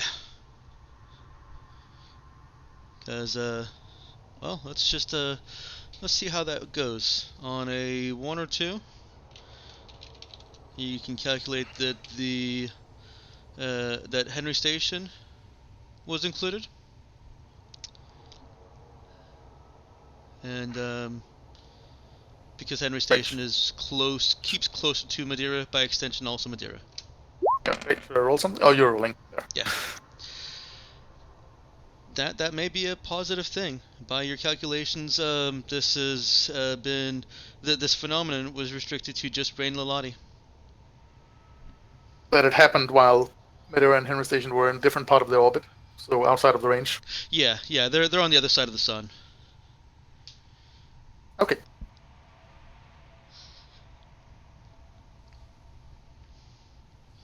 I mean, they still are. It hasn't been long enough for them to have swung back. It's gonna take a year. But yeah, that's about the size of it. The resulting crash of metaspace back into itself would also be just as devastating to any ships. To any ships caught in it. Yeah, ships aren't designed to handle that kind of thing. That's why you've got a pilot at the bridge at all times in metaspace to make sure that you avoid any such turbulence and that kind of shit. Right. It would basically be like a ship caught in a tsunami with the water rushing back in. But in running these calculations in his head, Nemo kind of... Colleen may have been right as far as how devastating it would be to any ships that are in there. Yes, absolutely. But the timing of it would be fantastic. It would be unlikely to catch... I said the timing of it would be fantastic. You'd be unlikely to catch more than one ship at any point unless there just happened to be a handful of ships that were all spooling up to get into metaspace at the same time. It could be deliberately timed to catch any ship or ships that are moving at the same time. Or, for instance, catch a fleet or a convoy. Yeah. It could. As long as you had knowledge of where they were going and when they would be arriving. Mm-hmm. Or either of their start point or their end point. So it would be more of a directed attack than a terrorist attack in general. Right. Yep, that's actually what I meant. But yes. Okay. Not just a random interdiction, but a deliberately planned and timed attack. Yeah, no, that would be pretty damn devastating. Right. Okay, thank you. That was what I was looking for.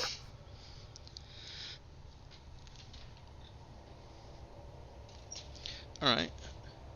We're actually we're actually approaching the end of the session here. Hey, we accomplished we had some issues. Yeah. I will relay that information. So Nemo will open a channel again. Open the one this time. Captain? I'm right in the room with him.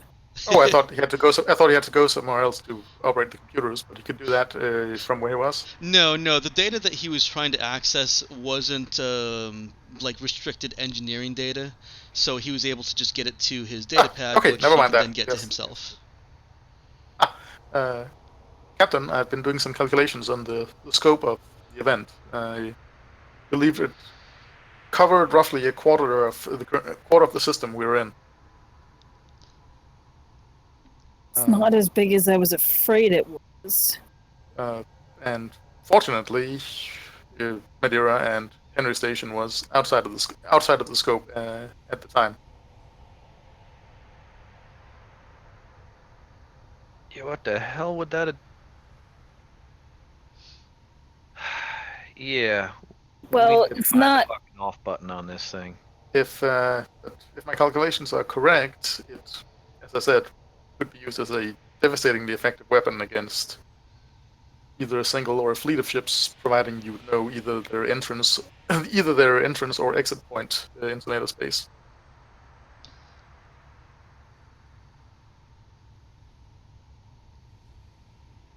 With sufficient intelligence, one could wipe out an entire fleet device.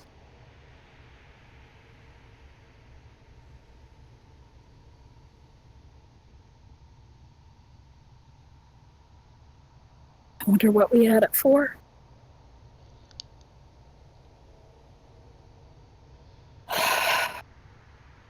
We still don't even know what the fuck it's for, period. Let alone what use we had for it. Yeah, we need to...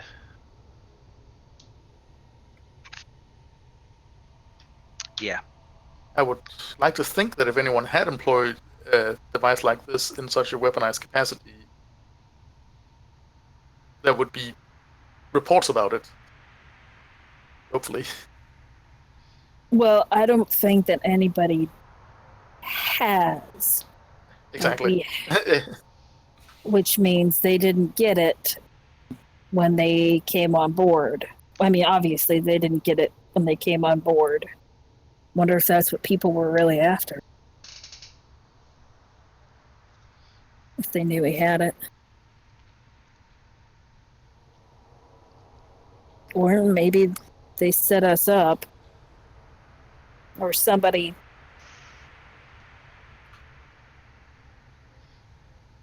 was sending us to the star to keep people's hands off this thing.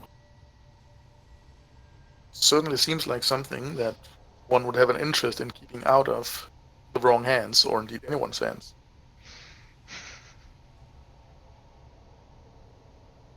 Yeah, realistically speaking, we still don't even know if our hands are the... You know.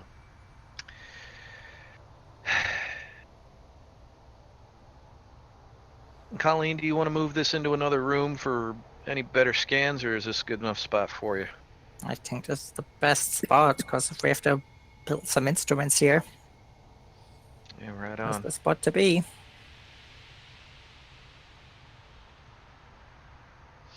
Nemo, I want you to see if anyone on the planet is reporting anything funny happening. I've been doing that since I've been doing that since I realized the scope of the event, Captain. I'm continually monitoring all open channels. Anything? Nothing yet, but if anything does show up, I will notify you immediately. Thank you. Dude actually walks over and puts his hand on the thing just to get an impression. You get the You get the floaty flying feeling too. Yep. You get the sensation as described. Does that sensation feel familiar at all? Nope. I mean, unless you want to equate it to drugs. Well, I mean, as pertains to memories or lack thereof per character. Nope. He kind of closes his eyes for a second.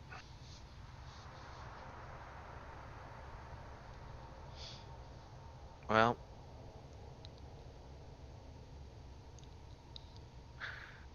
I feel like we never put it together when we had it before, if my memories are any indication. Either that or I wasn't stupid enough to touch it last time. Kind of takes his hand, looks at it.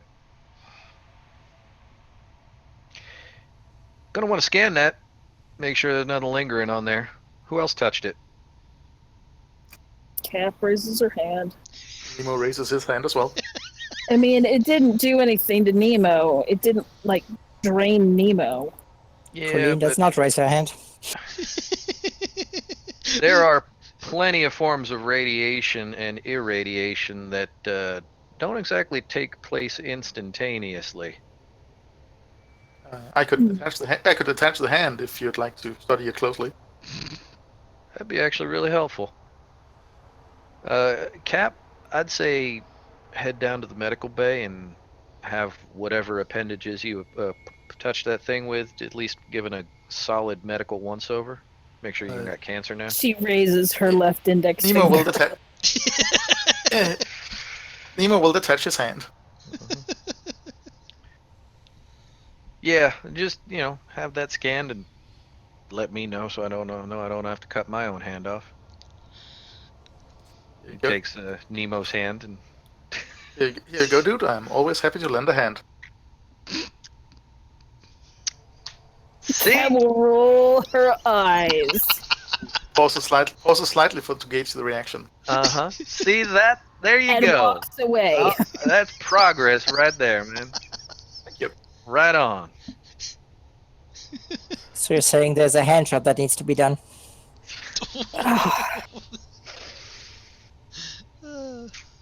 Cat will turn around and point at Colleen. You shouldn't know those things. That was out of character. Okay. Yeah. Nemo smiles. Thank you. All right. Well, dude kind of turns to Colleen. Well, let's get hands on with this. Puts the hand down on the counter and starts pulling together some sensor modules. Okay. Is anybody going to secure the device? Like to the table or something, or Yeah, like, well, I mean, you secure just about anything that can move around during spaceflight because you don't. Mhm. Yeah, things occasionally fly around. Right? We don't always have gravity. Right. It's not quite as pronounced as it is in hard sci-fi shows or hard sci-fi at all, but it is always still a risk. I like to think that that dude would take the standard oh shit precautions for stuff flying around in 0G. I mean, on we Star would Trek, basically they don't even use seatbelts, and look what happens there. Yeah. Jesus.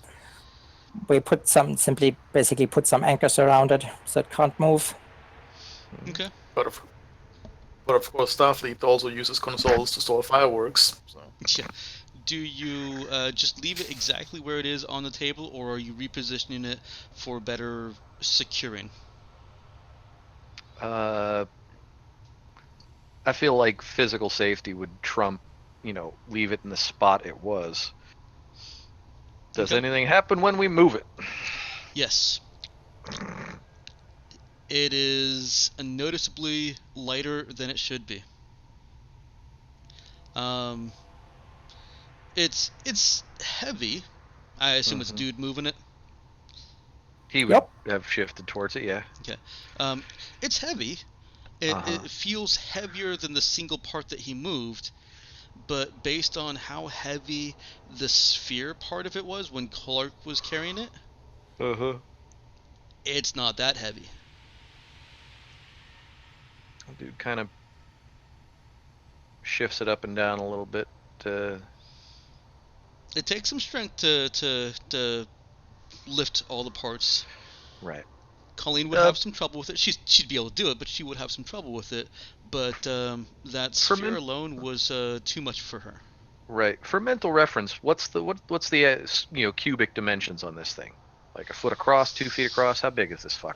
Well, the sphere is, as I said, 6 inches across. 15 centimeters. Yeah. 6 inches. Diameter? Okay. Yes.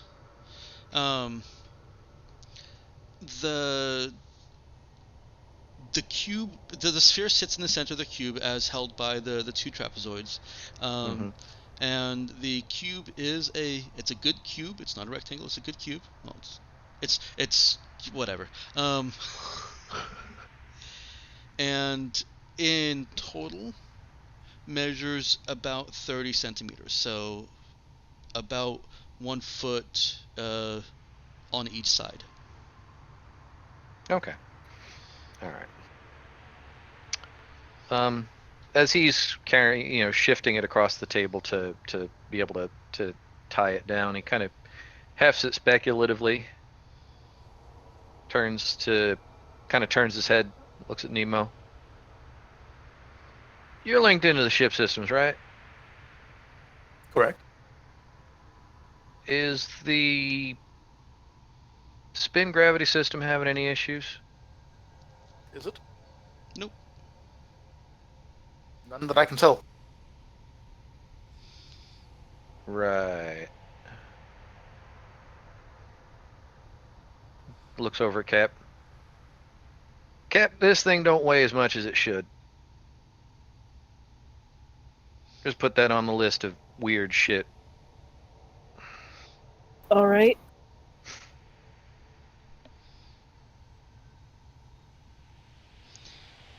Alright, and before anybody else gets the inclination to dismantle this device, let's go ahead and call it a game here.